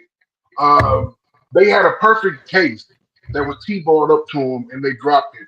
OJ did that just because he was trying to control the girl. Like, well, even after they divorced. I don't think they. There's no proof they actually. I know that was an argument from the defense, but there's no proof that they actually tainted the evidence. It was just they mishandled evidence, and you got to remember. Okay, can I ask you guys a question? Sorry to interrupt. What does it have to do about lonely men? That's what I was saying, DJ. You got to come back, though. We're gonna skip I mean, don't get me wrong. I mean, the thing is this. The thing is this. Look, I'm not trying to interrupt or seem like a, but we're way off base. I mean, this is supposed to be about lonely men. Yeah, that's my fault. Things. Well, don't get me wrong, because we can touch on things, but sometimes we staying in left field, until after they cut off the lights. So that was my fault. But what I was trying to imply was it's not just a black men or a red pill issue. It is a black cultural issue. That's what I was trying to imply. Okay. So let me play more of this video here. Hold on one second.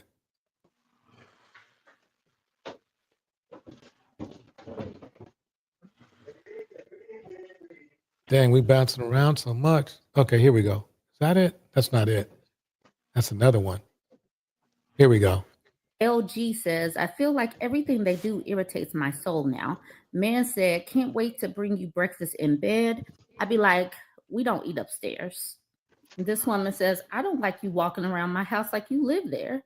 Lakeisha says, I swear I move between wanting a husband but not wanting my peace or space interrupted. Help me, Lord. Pink tweet says, he finished watching my cooking show I was streaming, and now I can't find the episode where I left off. Enough is enough, sir. We gave it our best. True Girl 90 says, I woke up to use the bathroom and he was in there. You interrupted my morning routine. We can't do this. Brittany says, I broke up with a guy because the way he sat on my sofa, sitting on the edge, messing up my cushions. KM Bove says, the comments got me crying, and us married ladies have discovered that they married a man-child. I be divorcing daily. Teasy Breezy says, yes, and if you breathe like that again, it's over. Tendai says, did you squeeze my toothpaste from the middle? How dare you, sir? How dare you? One and Only says, he told me my... Okay, let me pause right there.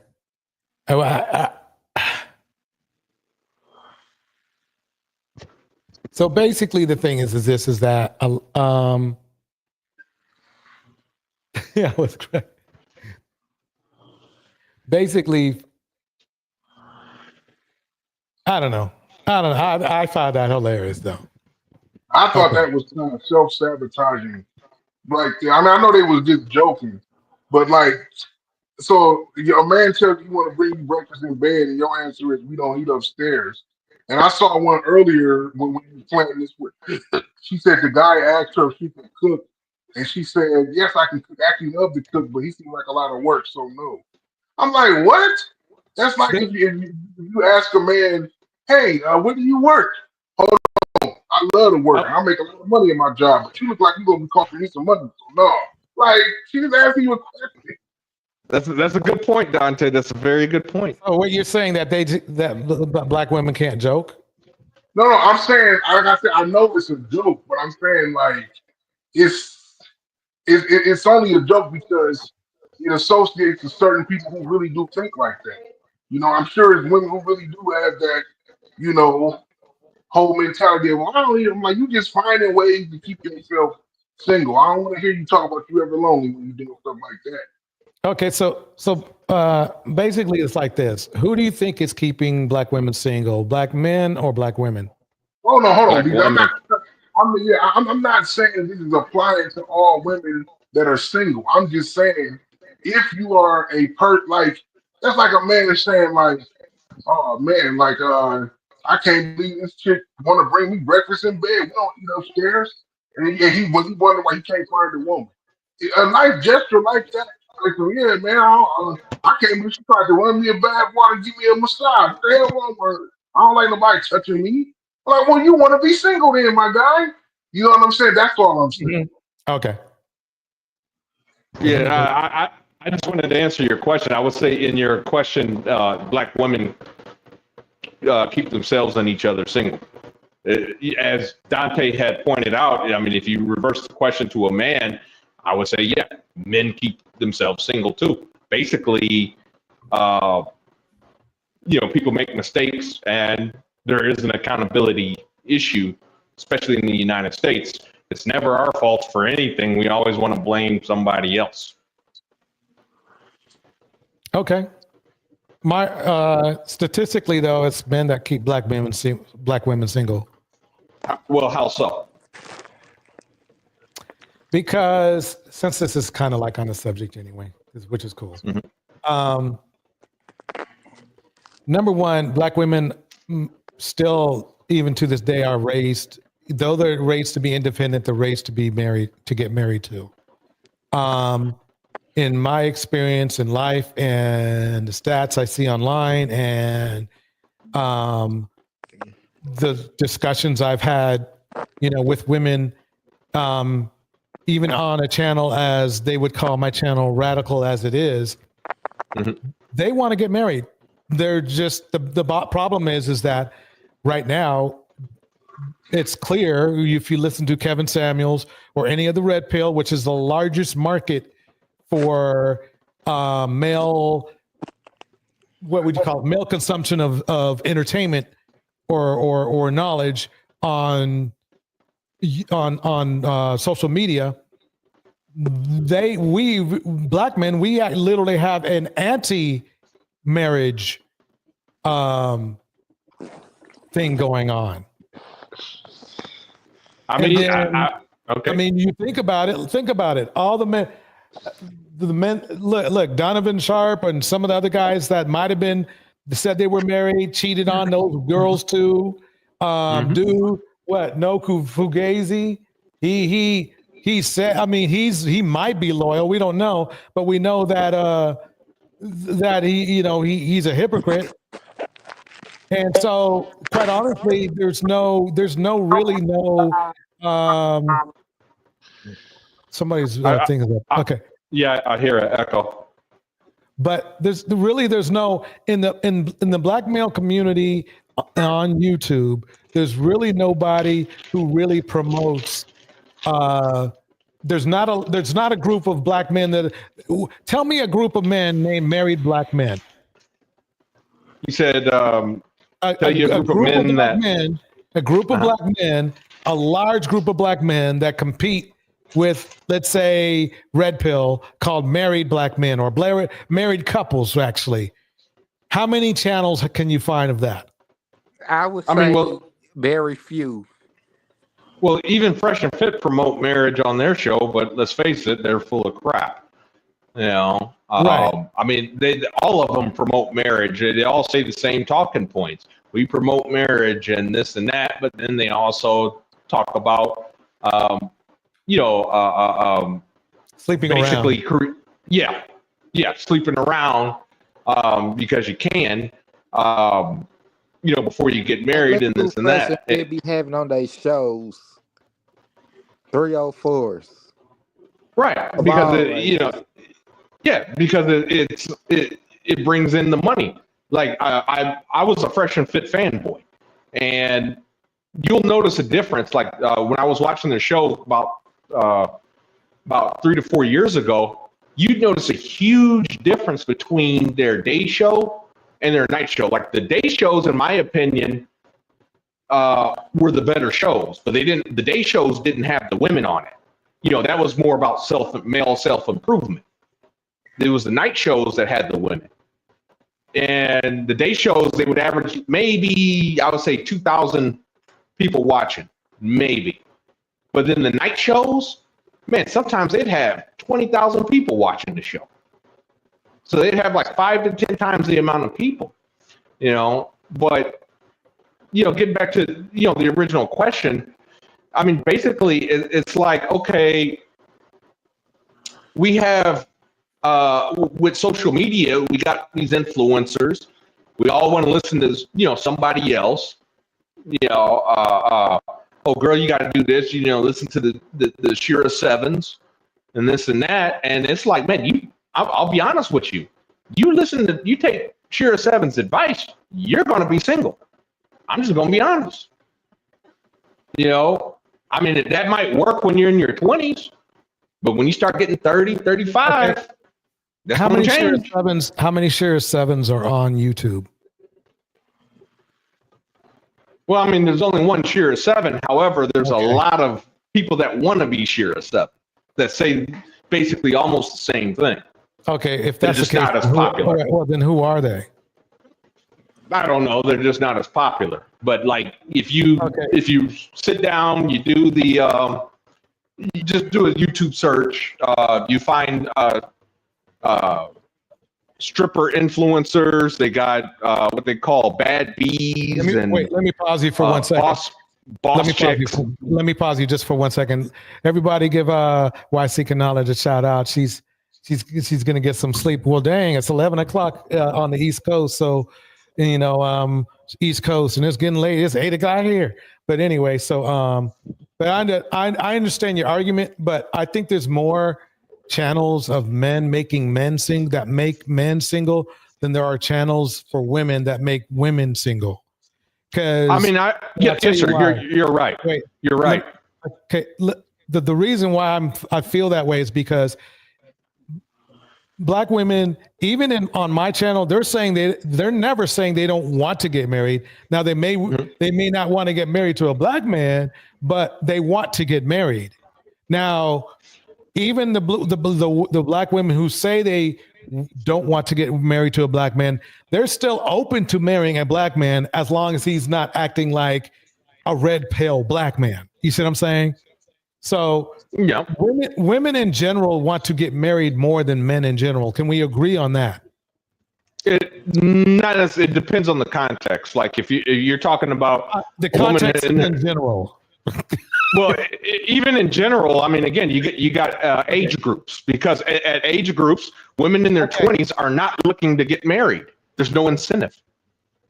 Okay, let me say that again. We're not going for a specific group of women. We're looking at women in general. That starts from women. Let's start at the age of 21, which is an official kind of woman age, right?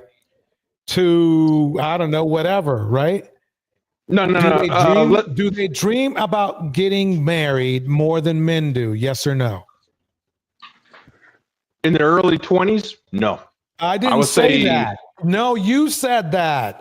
I know I said that, but there's a reason. Oh my God! But there's a reason I said that. Okay, because are you familiar with Erickson's stages of development? Just Google Erickson stages of development. We all go through stages of change. Okay. Darnell, women in their 20s. Darnell, I'm sorry to stop you. I'm not asking for a soliloquy. What I'm asking in its most simplest forms, okay, who is looking forward to marriage more, women or men between the ages of 21 and let's say 61? Well, that's too. Women or men? Women or men?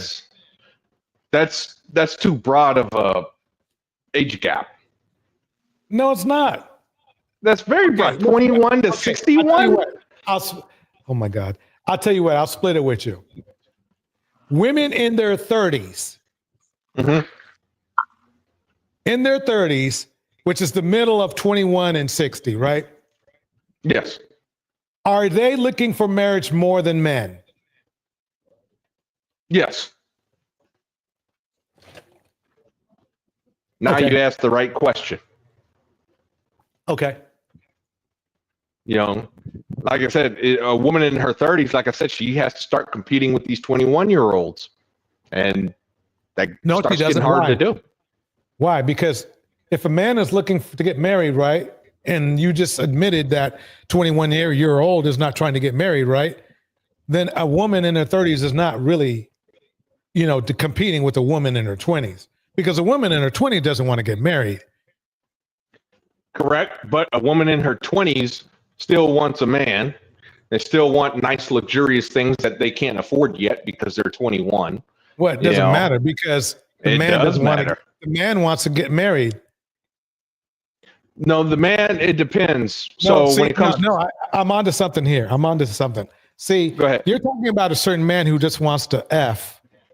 No. Yes. If a woman in her 30s just wants to F, then she's competing with the woman in her 20s. But if a woman in her 30s wants to get married, then that drizzles down all the F buddies that she doesn't want an F buddy. She wants to get married.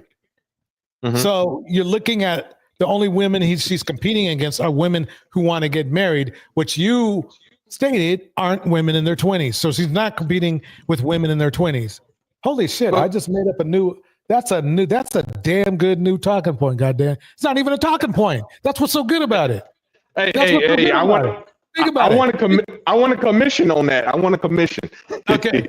Yeah, I mean, think about it. A women in her 20s, like if it is exactly what you're saying, and I'm not going to say it is or isn't, but by your theory, she is not competing with the women in her 30s who is looking for marriage, because the men that want to F around with a woman, with a 21-year-old, are not marriageable men anyway. Do you see my point?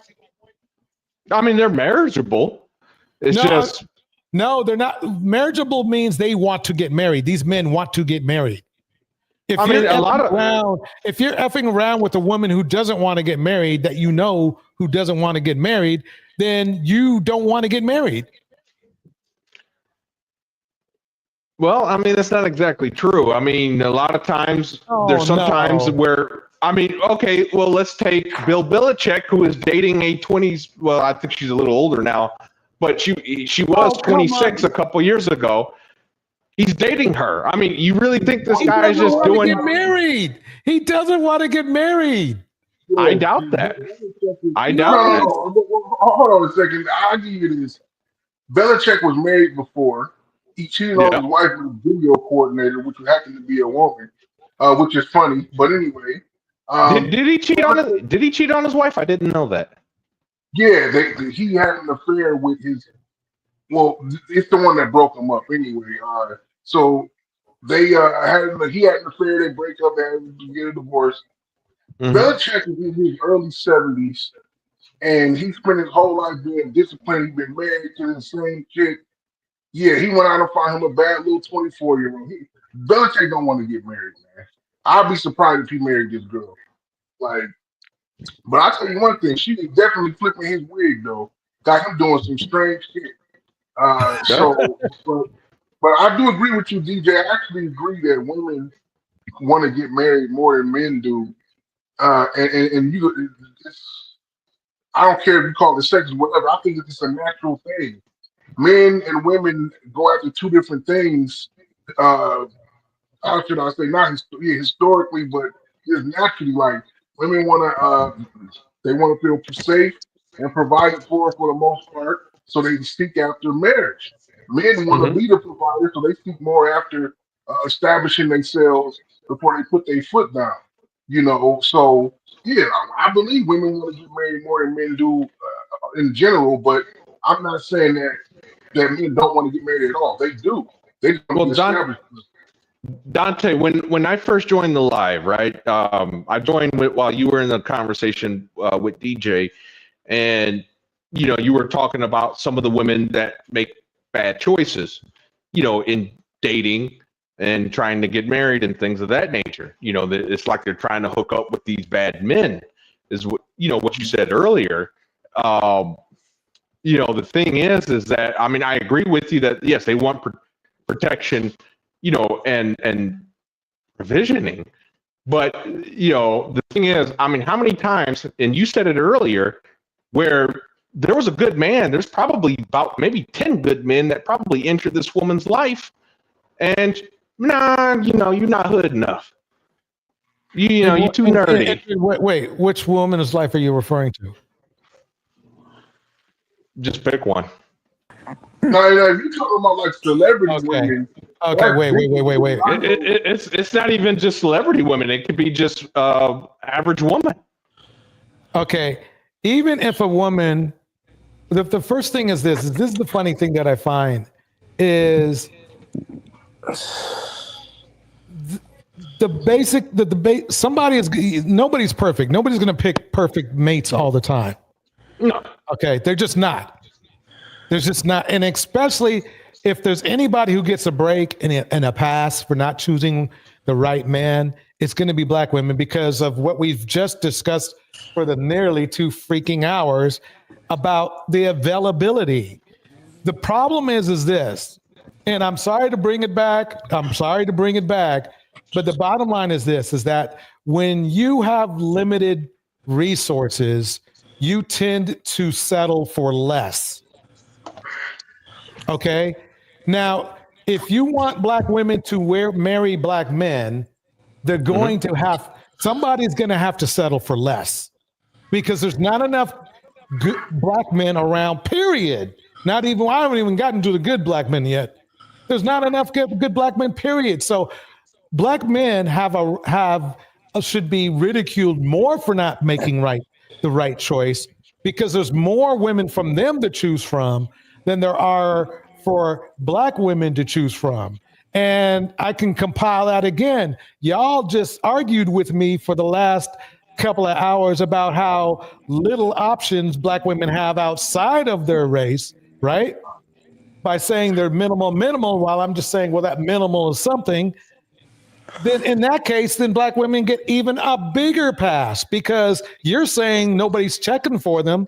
So all they're being checked by, the only people that are going to look their way by your admission is going to be black men. And then that amount of men is extremely limited by what you said. So basically the thing is this, when a black woman makes a mistake choosing a man, or she chooses the bus driver, or she chooses a light bill guy, she really shouldn't be ridiculed because she has less of a chance of finding a good man, period, because of everything we've discussed today than any other race of man. So, and black men have the biggest advantage of all other races of men because they have a larger pool of women that are only limited by what you guys said to basically one race of men, because black women, whether they want to do it or not, they're the most race loyal women on this planet. They are in the United States for sure. So basically the bottom line is this: at this point in time, that you should have chose better theory really applies more to men than it does women. But see, that is counteracted, and I'll tell you why that's counteracted, or it's that variable doesn't matter because black men don't want to get married. If you don't want to get married, then you don't have to worry about choosing better because you don't care. That's not true, DJ. I was in the Army. I saw plenty of black men that got married, in my opinion, too young. Statistically, black men, we don't want to get married. We've said it. I don't think today, I don't even think it's just black men. I think today in American culture, I don't think anyone wants to get, for the most part, no one wants to get married anymore, really. That boy, actually, that's not true. That's not true. It is true. I mean, because marriages are down, DJ. They're down. Darnell, that's provably false. Now, if you want to say that's your opinion, welcome, Tomas. that's fine, but it's provably false. No, sir. Look up. Most women in general that are eligible at an eligible age to marry, and we've said that's in their 30s or so. They want to get married. They do. Yes, they want to get married, but here's the problem.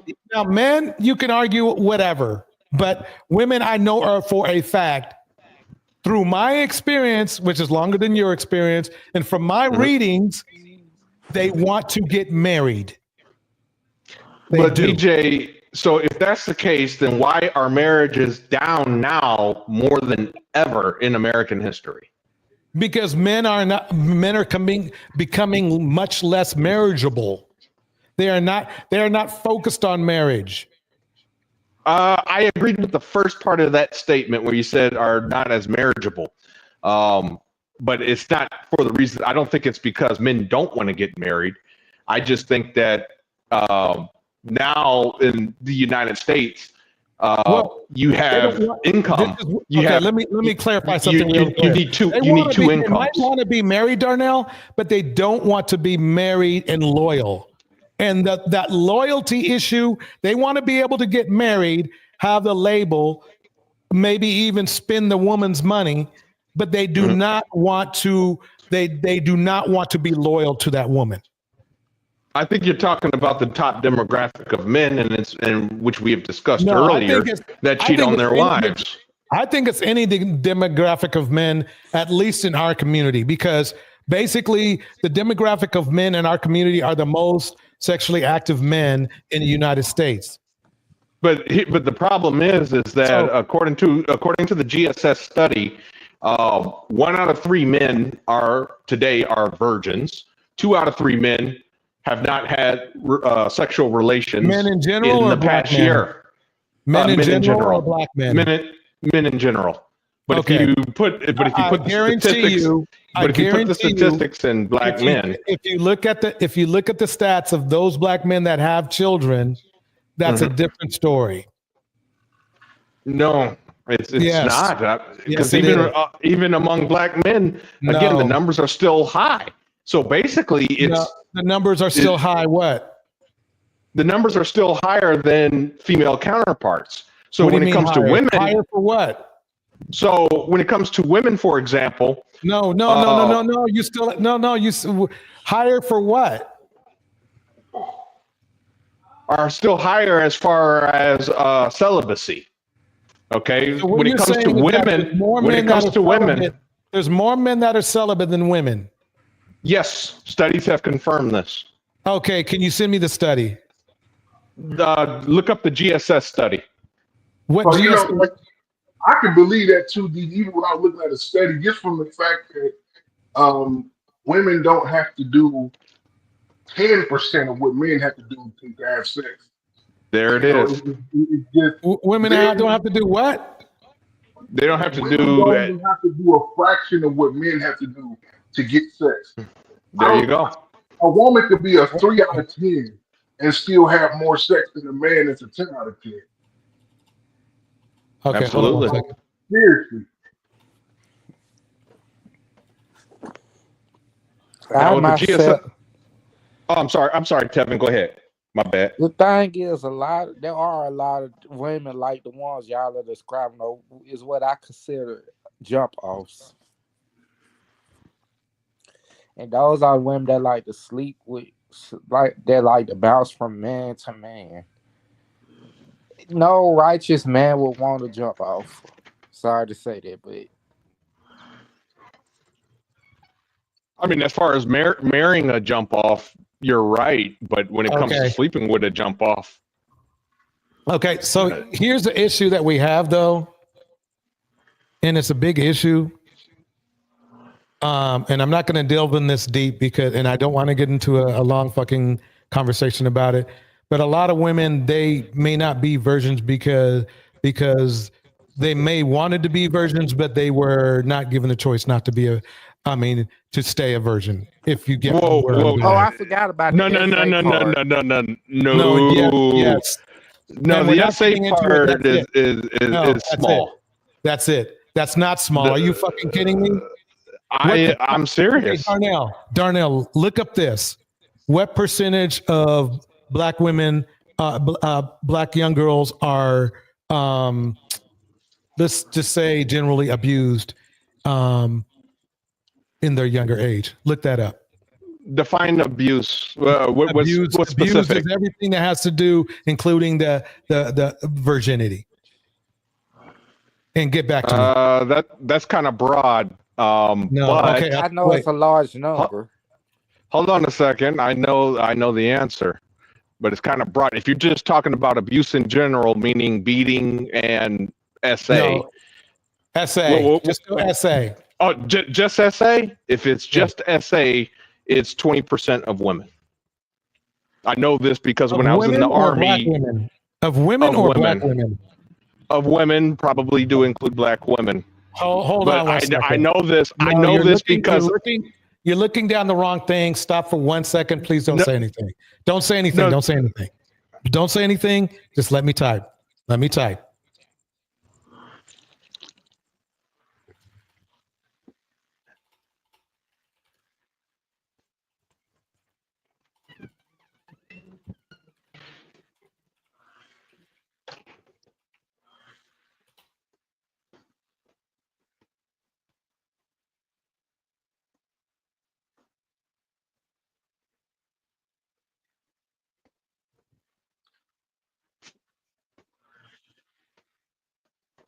%35 of black women experience some form of contact violence during their lifetime. 40 to 60% of black women reported being subjected to coercive contacted by the age of 18. So that's fucking high. That's very high. However, when I was in the middle, however about it, because see, if you're trying to measure virginity, you have to give people there's way a lot. What this is saying is that even if they wanted to be one, they can't. So you can't use that as some kind of measure to tell you whether a person is supposed to be marriageable or not. That's where we were going with this. So DJ, we can't use that because of the fact of what happens in our situations in our community. We cannot use that as a measurement of whether women want to be married or not. Because I don't know how we got to this point. But DJ, when I was in the Army, I had to take these classes all the time. These they called it SHARP, sexual harassment, assault reporting prevention program. Okay. Wait, do me a favor before you move forward. Use something instead of the full word, SEG and all that kind of stuff. I apologize. I'm sorry. I got it. Don't get me wrong. We've been effing up all night, but I want to try to minimize it so it doesn't sit in the bottom of them. Okay, go ahead. I understand, and I hope you you don't think I was trying to be malice there. No, you weren't. Okay. But in SHARP, that's where I got the statistics. Like I said, every year, actually every 6 months, I would say we had to take that class, and discuss it. Now, one of the things that I had learned that what could be considered SA or grape was, let's say if I'm in a bar, right, and I buy a woman I buy a woman a drink, we go back to my place or her place or whatever, we did the do, and in the morning she can wake up and she could say, oh my God, USA, I'm serious. But that's not what we're talking about. Okay, wait, let me stop this right now. That's my point. Wait, let me stop you right now. We were talking about why we can't use the metrics of virginity as a measurement for marriage. And the reason why is because No, Some I didn't people say were- virginity. Okay, let me stop. Let me stop, please. What the problem was is because some people weren't given that choice. That's all we were saying. You're talking about a whole different dynamic that I'm not even referring to. But you brought up the numbers, okay, you and said- I was trying to explain the Right, numbers. But the numbers don't have anything to do with somebody who's 17, 16, 15, 14, 13, 20, 12. Those were the numbers by the age of 18 is what I said. That was the end of my sentence. By the age of 18, that number, that percentage of young ladies were affected. They weren't drunk. They couldn't drink. They were all under the age of 18. So you bring up a scenario that doesn't have anything to do with that. But anyway, I think we talked for 4 hours. Oh, let me play one more clip, and then I think we'll call it a night. This is also what women have to deal with daily. Let me show it. Here we go. Take my phone.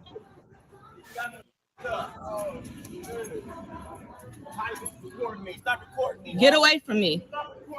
Get away from me. Get away from me. Get away from me. Get away from me. Get away from me. Get away from me. Get away from me. Don't record me. Don't record me. Get away from me. You got the right to record me. Can you guys hear that okay, or should I bring it up a little bit more?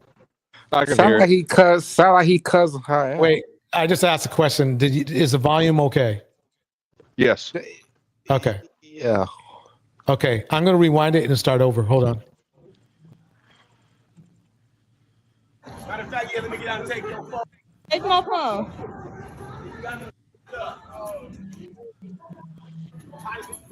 Stop recording me. Get away from me. Let me pause it there. Did you guys hear him say, stop recording me? Yes. Okay, if he would have kept driving around the corner and just sped off, could she still record him? Not unless she was following him. Or it was literally running after him, right? Yeah, pretty much. Okay. Get away from me. Get away from me. Get away from me. Get away from me. Get away from me. Get away from me. Get away from me. Don't record me. Away from me. Don't record me. Get away from me. You got the right to record me. Away from me. Get away.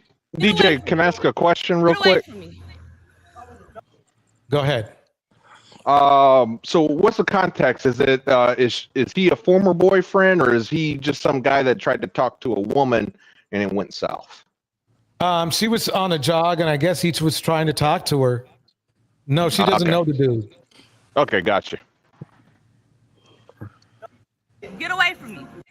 Get away from me. Get away from me. Yeah, okay. Yeah, okay. It's a little, I mean, he doesn't have like what you would call a luxury car, but it's a really nice car. Why he did that, I don't know, but let me keep it going because there's a punchline to this. I wish you would. I wish you would. Now remember now, he's got a nice car. Maybe he has a good job, right? Look what he's doing. Let me keep it going. Here we go. You are video. Away from me. From me. Get out the street, man. From me. Get out the street. Away from me. Look like he trying to run her over. Yeah, okay. Yeah, okay. Okay. Okay. You gonna go to jail. You're gonna go to jail. You're gonna go to jail. And she's just out on a jog.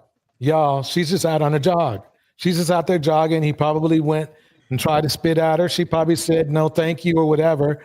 And you know, it went left. Let me keep it going. There's more. So first things first, I really want to just say. Let me pause it. I need to get the volume up a little bit.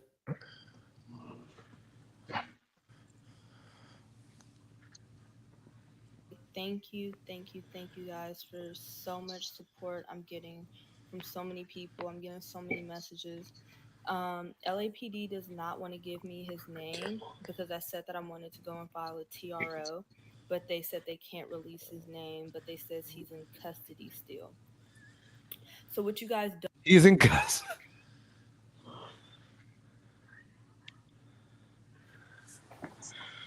That's what he gets. And the thing is, it was his own temper that put him in jail. Let's make that clear. All she was out doing was on a job, and she rejected him. Yeah, He just kept moving. You see what I'm saying? No, I agree. I agree 100%. And if a woman says no, that means no. You don't have to call her the B word. You know, you don't have to, call her a 304. None of that. Just, okay, no problem. Have a good day and keep it moving. There's plenty of other women out there. There's no reason for this type of behavior. That dude is a crash out. And like, the thing about these crash outs is that they lose their temper and they don't think of anything beyond what's happening right now. They don't think of the consequence. They don't think of what could possibly happen. Like, he reminds me of, I know a few crash out type dudes. They usually end up dead or in jail eventually. And I don't just mean in jail, I mean like in prison. Because they crash out over stupid little stuff like that. He could have just drove off on her. Instead, he got to pull back, get out the car. She could have shot the fool. You know what I'm saying? Yeah. Like, you remember? I mean, clear-cut case of self-defense. Yeah, you remember the crash out that happened a few years ago where the dude was arguing with the mom at the chicken shop and he punched her in the face. Like, I just punched this woman in the face and her son shot him and killed him. And he got, and the mom and the son got away with it because it was just self-defense. This grown ass man got into an argument with a woman he didn't know, and he felt comfortable enough to punch her in the face in front of him. That's a crash shot. He deserved to get what he got. Dante, and DJ and Tevin, when I watch a video like this, it kind of brings back old memories. When I was in a bar or nightclub trying to talk to a woman, approach a woman, and sometimes some rejections were worse than others. Let's just say, right? And I mean, even though I felt a certain kind of way, I mean, I'm not gonna lie. In my head, I'm like, man, this woman, man, what's wrong with this woman? This B word, or, I'm thinking it in my head, But when I see a video like this, now I understand why maybe those women were so harsh in their rejection towards me, years ago. There you go. That's the point I was trying to make. Darnell, you nailed it. You hear the men complain about how black women are not nice to them, or black women she didn't speak back to me. This is why. Yeah. It may not be you. It may have not had nothing to do with you. But if this happens to you, and it happens to women every effing day of the week, black women are probably blessed if they get through the whole week without an experience like this. You see what I'm saying? Mm-hmm. Yeah, absolutely.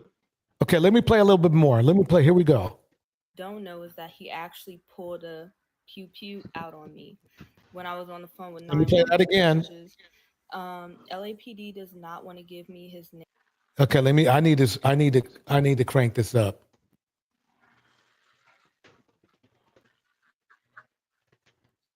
Name because I said that I wanted to go and file a TRO, but they said they can't release his name, but they says he's in custody still. So what you guys don't know is that he actually pulled a pew pew out on me when I was on the phone with 911. 911 was like, 911, what's your emergency? And so I told them what happened. And as I'm on the phone with 911, he made a U-turn at Wilshire, and he came back and he hopped out of his car and was like, B, I'll kill you. Like, And so I was like, ma'am. So I ran inside of We Spa. And the security guard, he didn't really do too much, but he was just like, leave her alone. And he like got back in his car. So I told the police, like, he just pulled a, pew pew out on me. And they must have found the pew pew because that's probably why he got arrested. Yep. And it probably wasn't registered either. Or on parole or on probation. Yeah, like this dude, like straight up crash out. And you know what, DJ? All I gotta say about this one is, as long as you don't try to argue me down with this one, we gonna be good tonight. Most black men are not like this. Okay, it is a lot of them out there. I'll say maybe it's hundreds of thousands. I don't know, but most black men are not trying to kill a woman because she won't say. It happens. I'm not saying it's like it's not. I would say it's a large number. I wouldn't say it's that big, that kind of, because think about it, if it was out of control like that, these things would be running way more rapid through the media. We would know people personally who are doing this and women who are getting this done. Like, I'm talking about, like, this would be happening multiple times daily. Now, when it comes to the harassment part, especially social media, yeah. I mean, I've been around the block a million times, man. I done been in groups with my boys before when we was younger, and they try to yell, they holler at her shit. She say no, all of it. Like, first you trying to holler at her, she say no. Now she a bitch in a hole and all this other stuff. You know, like, dude, are you retarded? You know what I'm saying? But when it comes to like, okay, I'm gonna get so mad that she said no to me that I'm gonna go back, waste my time, physically attack her, show her I got a gun, maybe even kill her. Like, them dudes belong under the prison. They belong in front of a firing squad. Yeah, I mean, it's definitely the sign of a dude that's mentally unstable. I'll definitely say that. If you have a hard time being told no, and you want to pull out a pistol, you know, I mean, there's definitely something wrong with you. You know, especially when it comes to to dating. You know, I mean that Jesus. Well, as Angela Reddick said, it happens. It happens every day, sir. It does. It happens.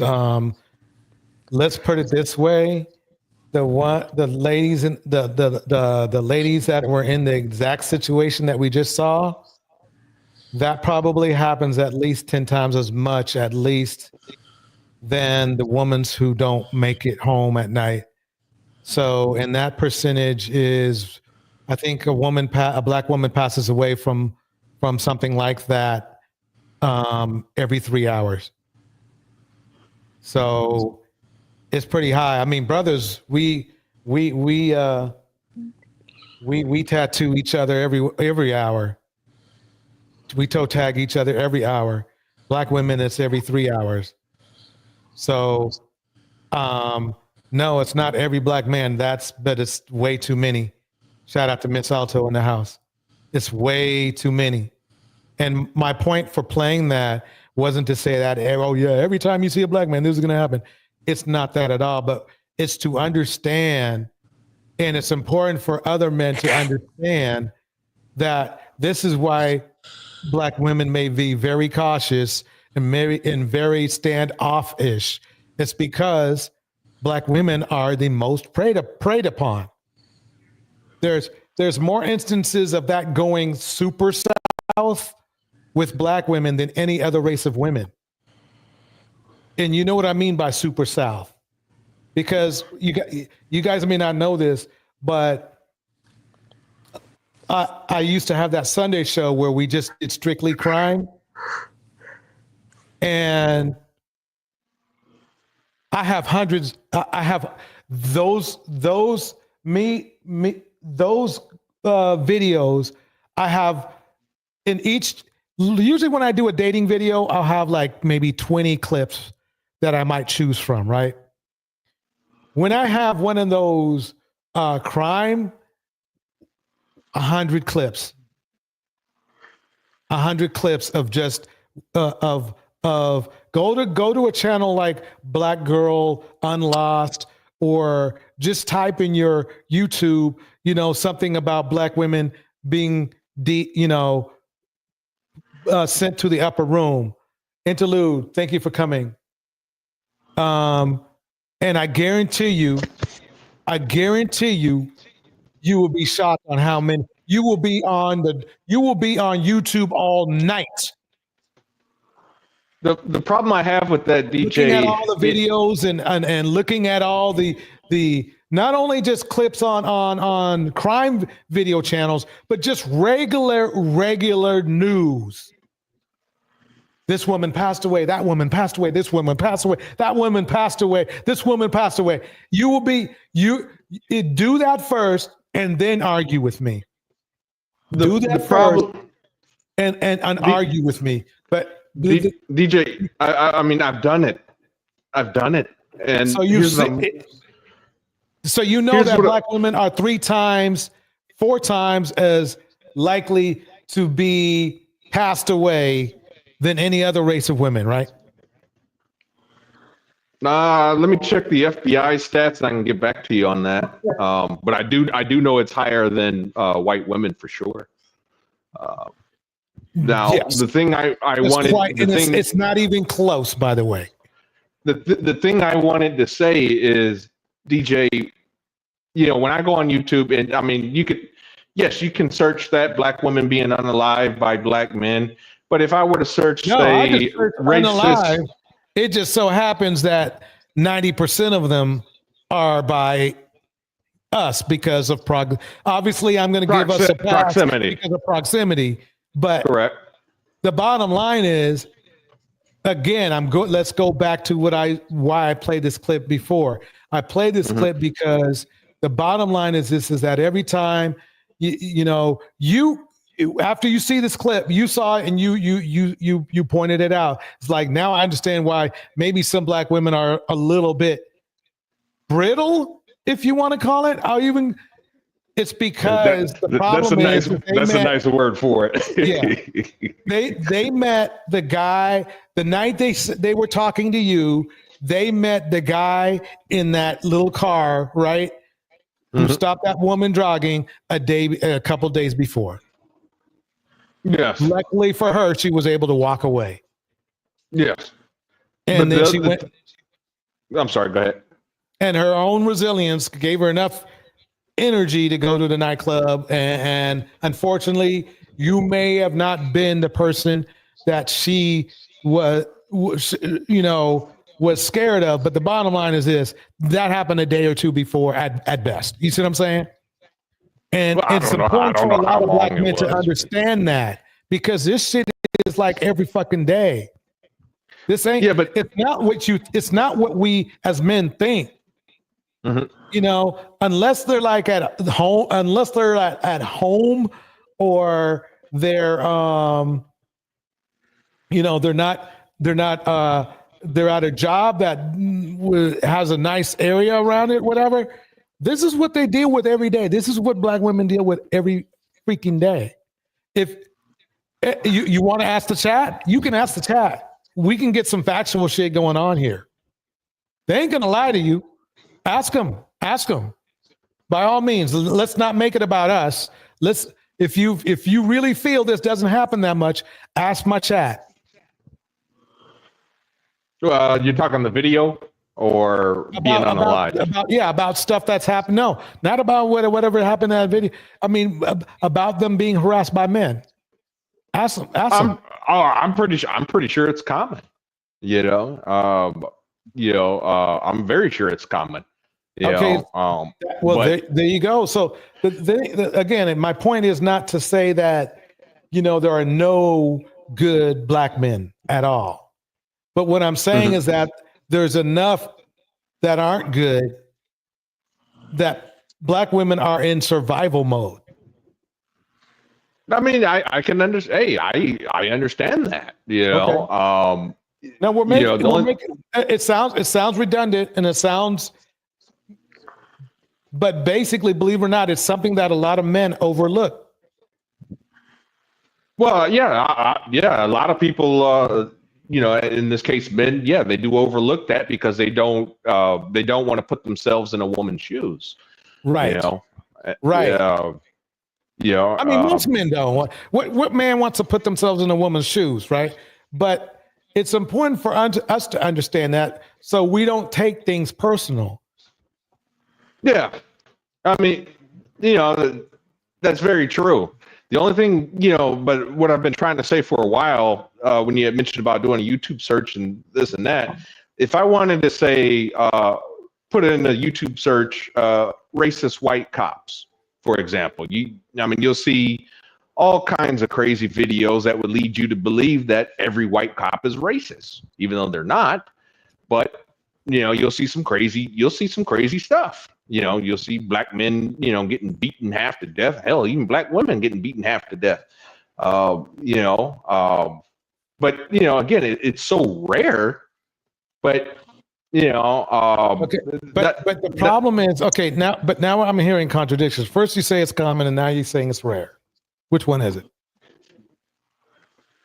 Well, I was speaking earlier. You had said unalived earlier. Unalived is what you had said earlier. So you think every 3 hours is rare? I don't think it's as high as every 3. How many hours are in a year? There's 24 hours in a day, 365 days in a year. How many hours is that in a year? And think about it, it's only 365 days in a year, though. Like, if you got 1,000 people who were killed by black-on-black crime, then yeah, that's what, three a day, and it's way more than 1,000. That's why that stat is out of like. Cause I used to wonder, like, that sounds crazy. Black women getting killed every 4 hours, every 2 hours, like, yeah, it's impossible. Well, no. There's not even enough There's not even enough murders in the country. No, that's what I'm saying. It's actually, when you divide it by the amount of days in the year, it's only 365 days in a year. So if there are 5,000 people in America who get killed every year by guns, and you divide that by 365. Okay, I can't find anything on one day. Try the FBI. Try the FBI. They keep good statistics on murders. Okay, so black women are deleted 6 times more than white women. I was wrong. I thought it was only 3 times as much as 6 times as much. So basically we can go back and forth on the numbers, but if you ask me, I think that's a pretty dismal percentage. 6 times. Well, that's not a percentage, but time. You see what I'm saying? That's bad. And that's a pretty high amount. And then we expect our women to be, fit, feminine, friendly, and submissive. But you said it was what? You said it was what, 3 or 4 hours that a black woman is unalive. What was it? 3 or 4? From what? 3. 3? Okay. I'm crunching some numbers. That's all. No, Darnell, think about it. If a black woman is killed every 3 hours in a day, and it's 24 hours, 8 hours. There's 8 times she's killed in a day, and then you multiply that times 365. That's a little less than. That's a little less than what? 3,000 black women. So let me see if I can dig up the daily amount. I'm saying, like, so here's the math I've done so far since we've been talking. 24. I multiplied 24 times 24 times 365. That gives me 8,760 hours. So I divided that by 3. The 3 being a black woman being unalived every 3 hours. That means that 2,920 black women. Okay, I found something right here. Here's solid. Everybody stop for 1 second. Okay, so in 2020, black women and girls were deleted, equating to approximately 5 deaths per day. So that's what it is. 5 deaths per day. That's 1,800. That was back in 2020. 1,800 black women and girls were deleted. Yeah. And that represented a 33% increase So now we have facts, super facts. But I'll tell you one thing though, I wasn't far off. That's 5. Okay. Because let's see, every 3.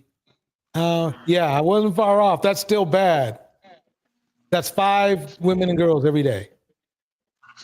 I don't know if it's different. It might be down to 4, right? It might be up. It might be 6. Okay, but I'm just crunching the numbers here. Let's see.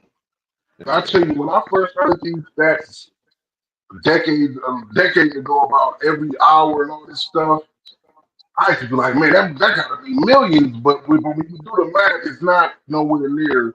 Like, it's not that much. I'm not saying that even 100 women getting killed is acceptable. So no, none of it is. But I'm saying that the way that some of these stats are put out to people without context makes you feel like, damn, black men are killing millions of black women every year, every couple of hours, and but you break it down, you're like, oh shit. The problem we have is that we're unfortunately we do the most. Yeah, and that's the problem. Is that, I mean, that's why I'm really disgusted with Red Pill. Is okay, it's bad enough that they're disrespecting black women, but it's starting to play out in the streets, because if they're that, obviously the anger is being played out in the streets because there's not that many of us. So how are we being so thorough and so hard on our women to the point where we're like literally number one in every negative stat you can think of? And may I interrupt real quick, DJ? Just real quick. I just want to share a number. Just real quick. So this is according to Google AI, and they're citing the FBI. But in August, they are claiming there were 16,935 murders in the United States in 2024. Deletions. I apologize. Deletions. I apologize. Okay. Are you saying total? Because this is saying 1,800 black women alone. Well, that's 2020. I don't know what it is this year. No, this is last year's stats. It says total 16,953 total. So that's total. 17,000, and then you wait, 16,000? 16,935. Okay. Yeah, that's horrible. Yeah, but this is total, but that's everybody. That's Lottie, right, that's men, women. Yeah. Right. That's so go ahead. Dang. I'm still looking. I'm going to try to narrow it down to black women. Well, you could do just the rough math of that. If you round that up to 2,000. Oh, that's my bad. Yeah, I'm just saying. Yeah. I want to end on a good note, so I'm going to play this right here. Well, no. Actually, yeah. Let me play this. I want to end on a good note. We're gonna end right here. Okay, here we go. How long you been in prison for? Like Sam. 7 years? Yeah. What did you do? You know, I ain't got long with this motherfucker. When do you get out? You said when I get out? Yes. I like next year type shit. So you're trying to find a woman. How you gonna date a woman and you in jail? One thing about it is, hey, how can you date a person that's in a different state than you? How can I date a person? Well, okay. It won't start out with long distance relationship, right? Yes, it is. All right, man, that's all this is. This shit temporary. He said prison is temporary. Being in jail is like being in a long distance relationship. Well, I'll be damned. As I'm saying, that's as long as you getting out though. Like long as you got an out date, yeah, that's all it is. Just a long. What is your out date? Out date like March 26th next year. You feel me? Okay, here's the deal. You know what? You're actually not the first person to call me from jail. You might be the 10th person. And as much as I say against this, other men have ever called me from jail, and this is just the truth. The women have still reached out to them. Yeah. What's your name? That's what I call you got to choose better. Yeah, I was like, hey, DJ, you know what, man? I was about to lose my mind if you wouldn't have said nothing else. If you would have said anything else. Because it ain't no, you can't get more blatant than that. The man is in prison and you still reaching out to the man. Right. And statistically, it's the numbers are dismal. I mean, if you talk about, we just talked about, you know what, right? And they are, for whatever we know the reason because they've gone in before. They are the highest. They are the most likely to recommit. Let's put it that way. Recidivism, man. Listen, DJ, I'm gonna tell you, man. I got a cousin, and she's in her mid-50s, and she just got married to a man that was in prison for 15 years. And she met him through a PayPal situation, and they got married 3 days after he got out. Like, this was about 2-3 months ago.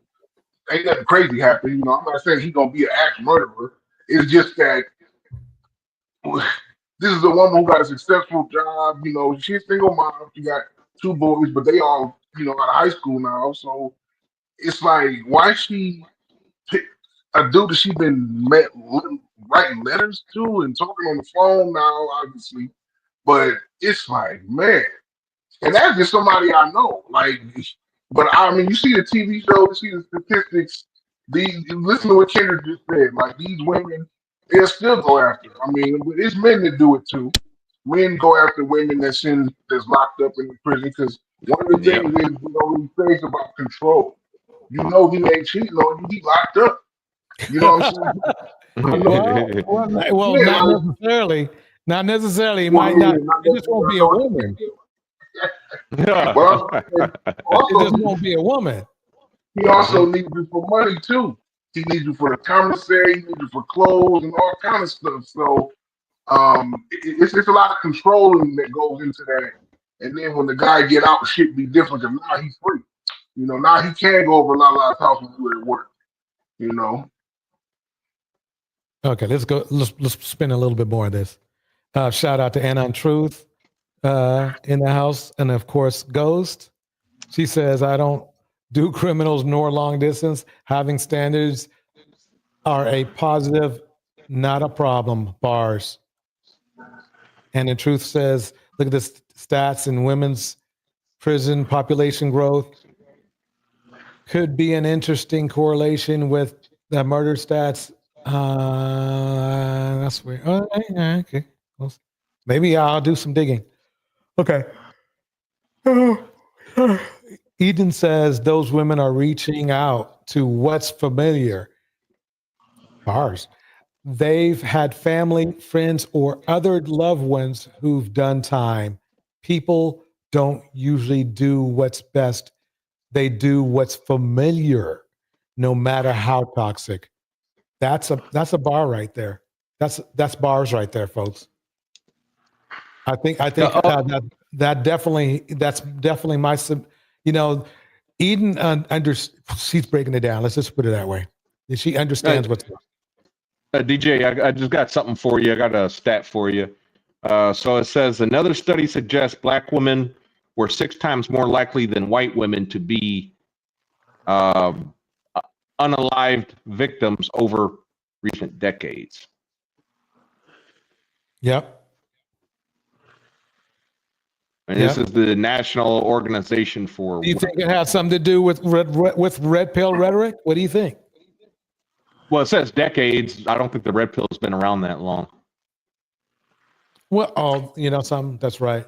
Well, I think the red pill has always been, we want to scientifically look into it, the red pill has always been around.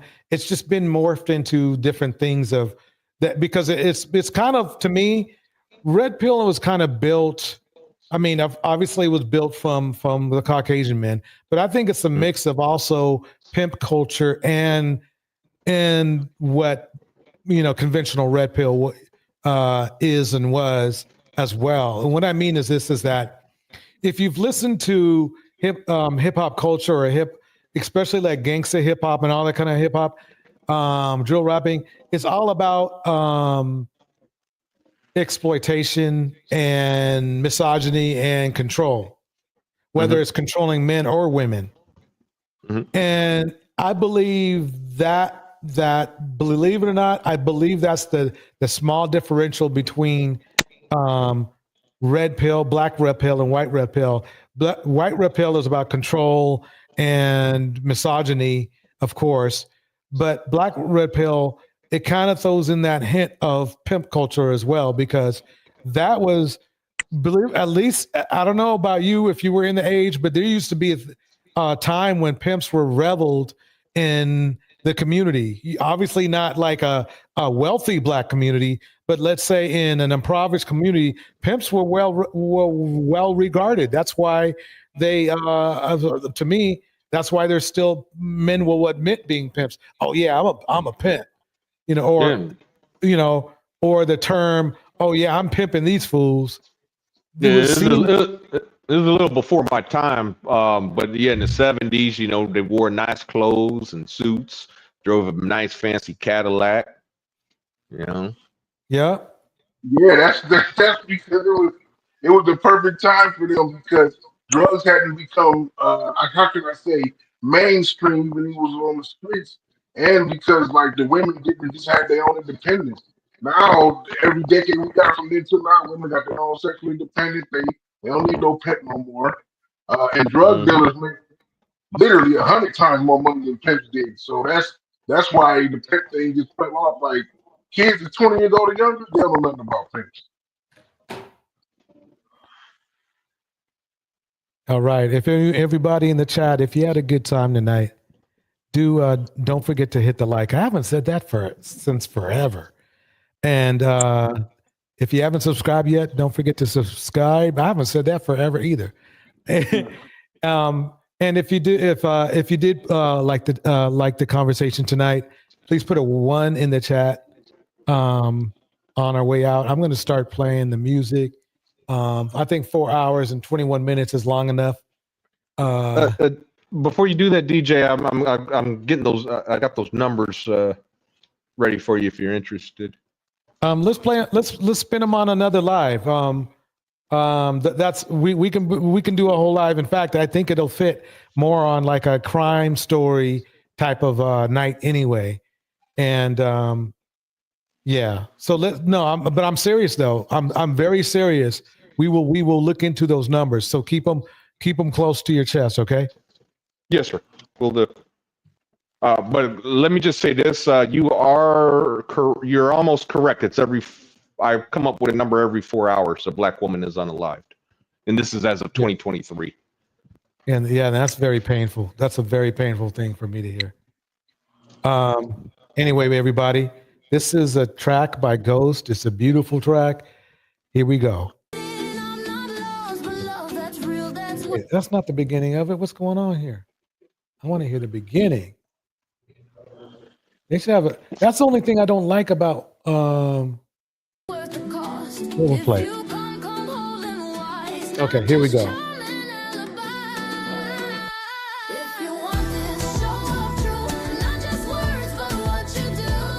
Has a little bump to it. In the house, Angela Reddick, Ghost, Indiana Mom, Miss Alto, it's good seeing you. Mackie Samuels is in the house. Angela Reddick is in the house. Eden Adele is on the house. Indiana Mom. And in Truth came through.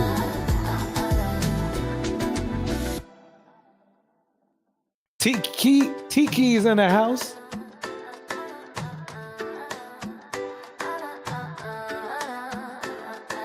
Miss RV. Excellent production.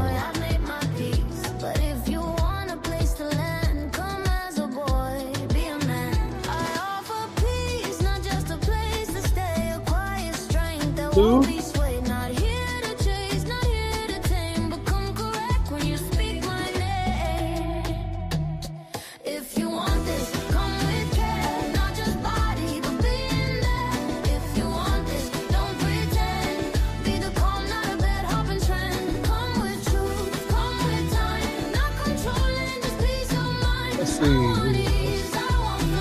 Let's see. NC. Henry Mars. Tanya Sweat. Why Seeking Knowledge? Thank you so much again for the super chat. Joshua. Lola Papa.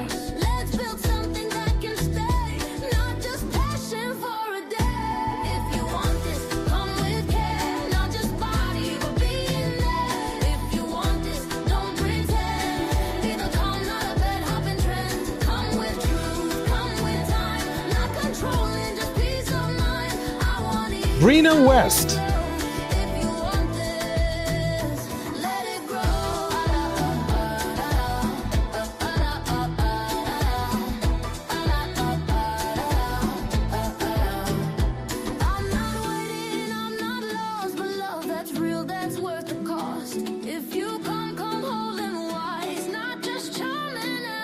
Again, this song is by Ghost. Let's see who else is in here. Oh, by the way, shout out to Sugar Love. She had a live tonight. I want you to go check it out. Kevin. Shout out to Chevin, Deontay, Darnell. Thank you for coming through. Excellent conversation. Excellent debate. I'd like to thank everyone for coming through. This is DJ Torch. And I'm out of here. Again, that song was by Ghost. Everyone, have a great evening. 5,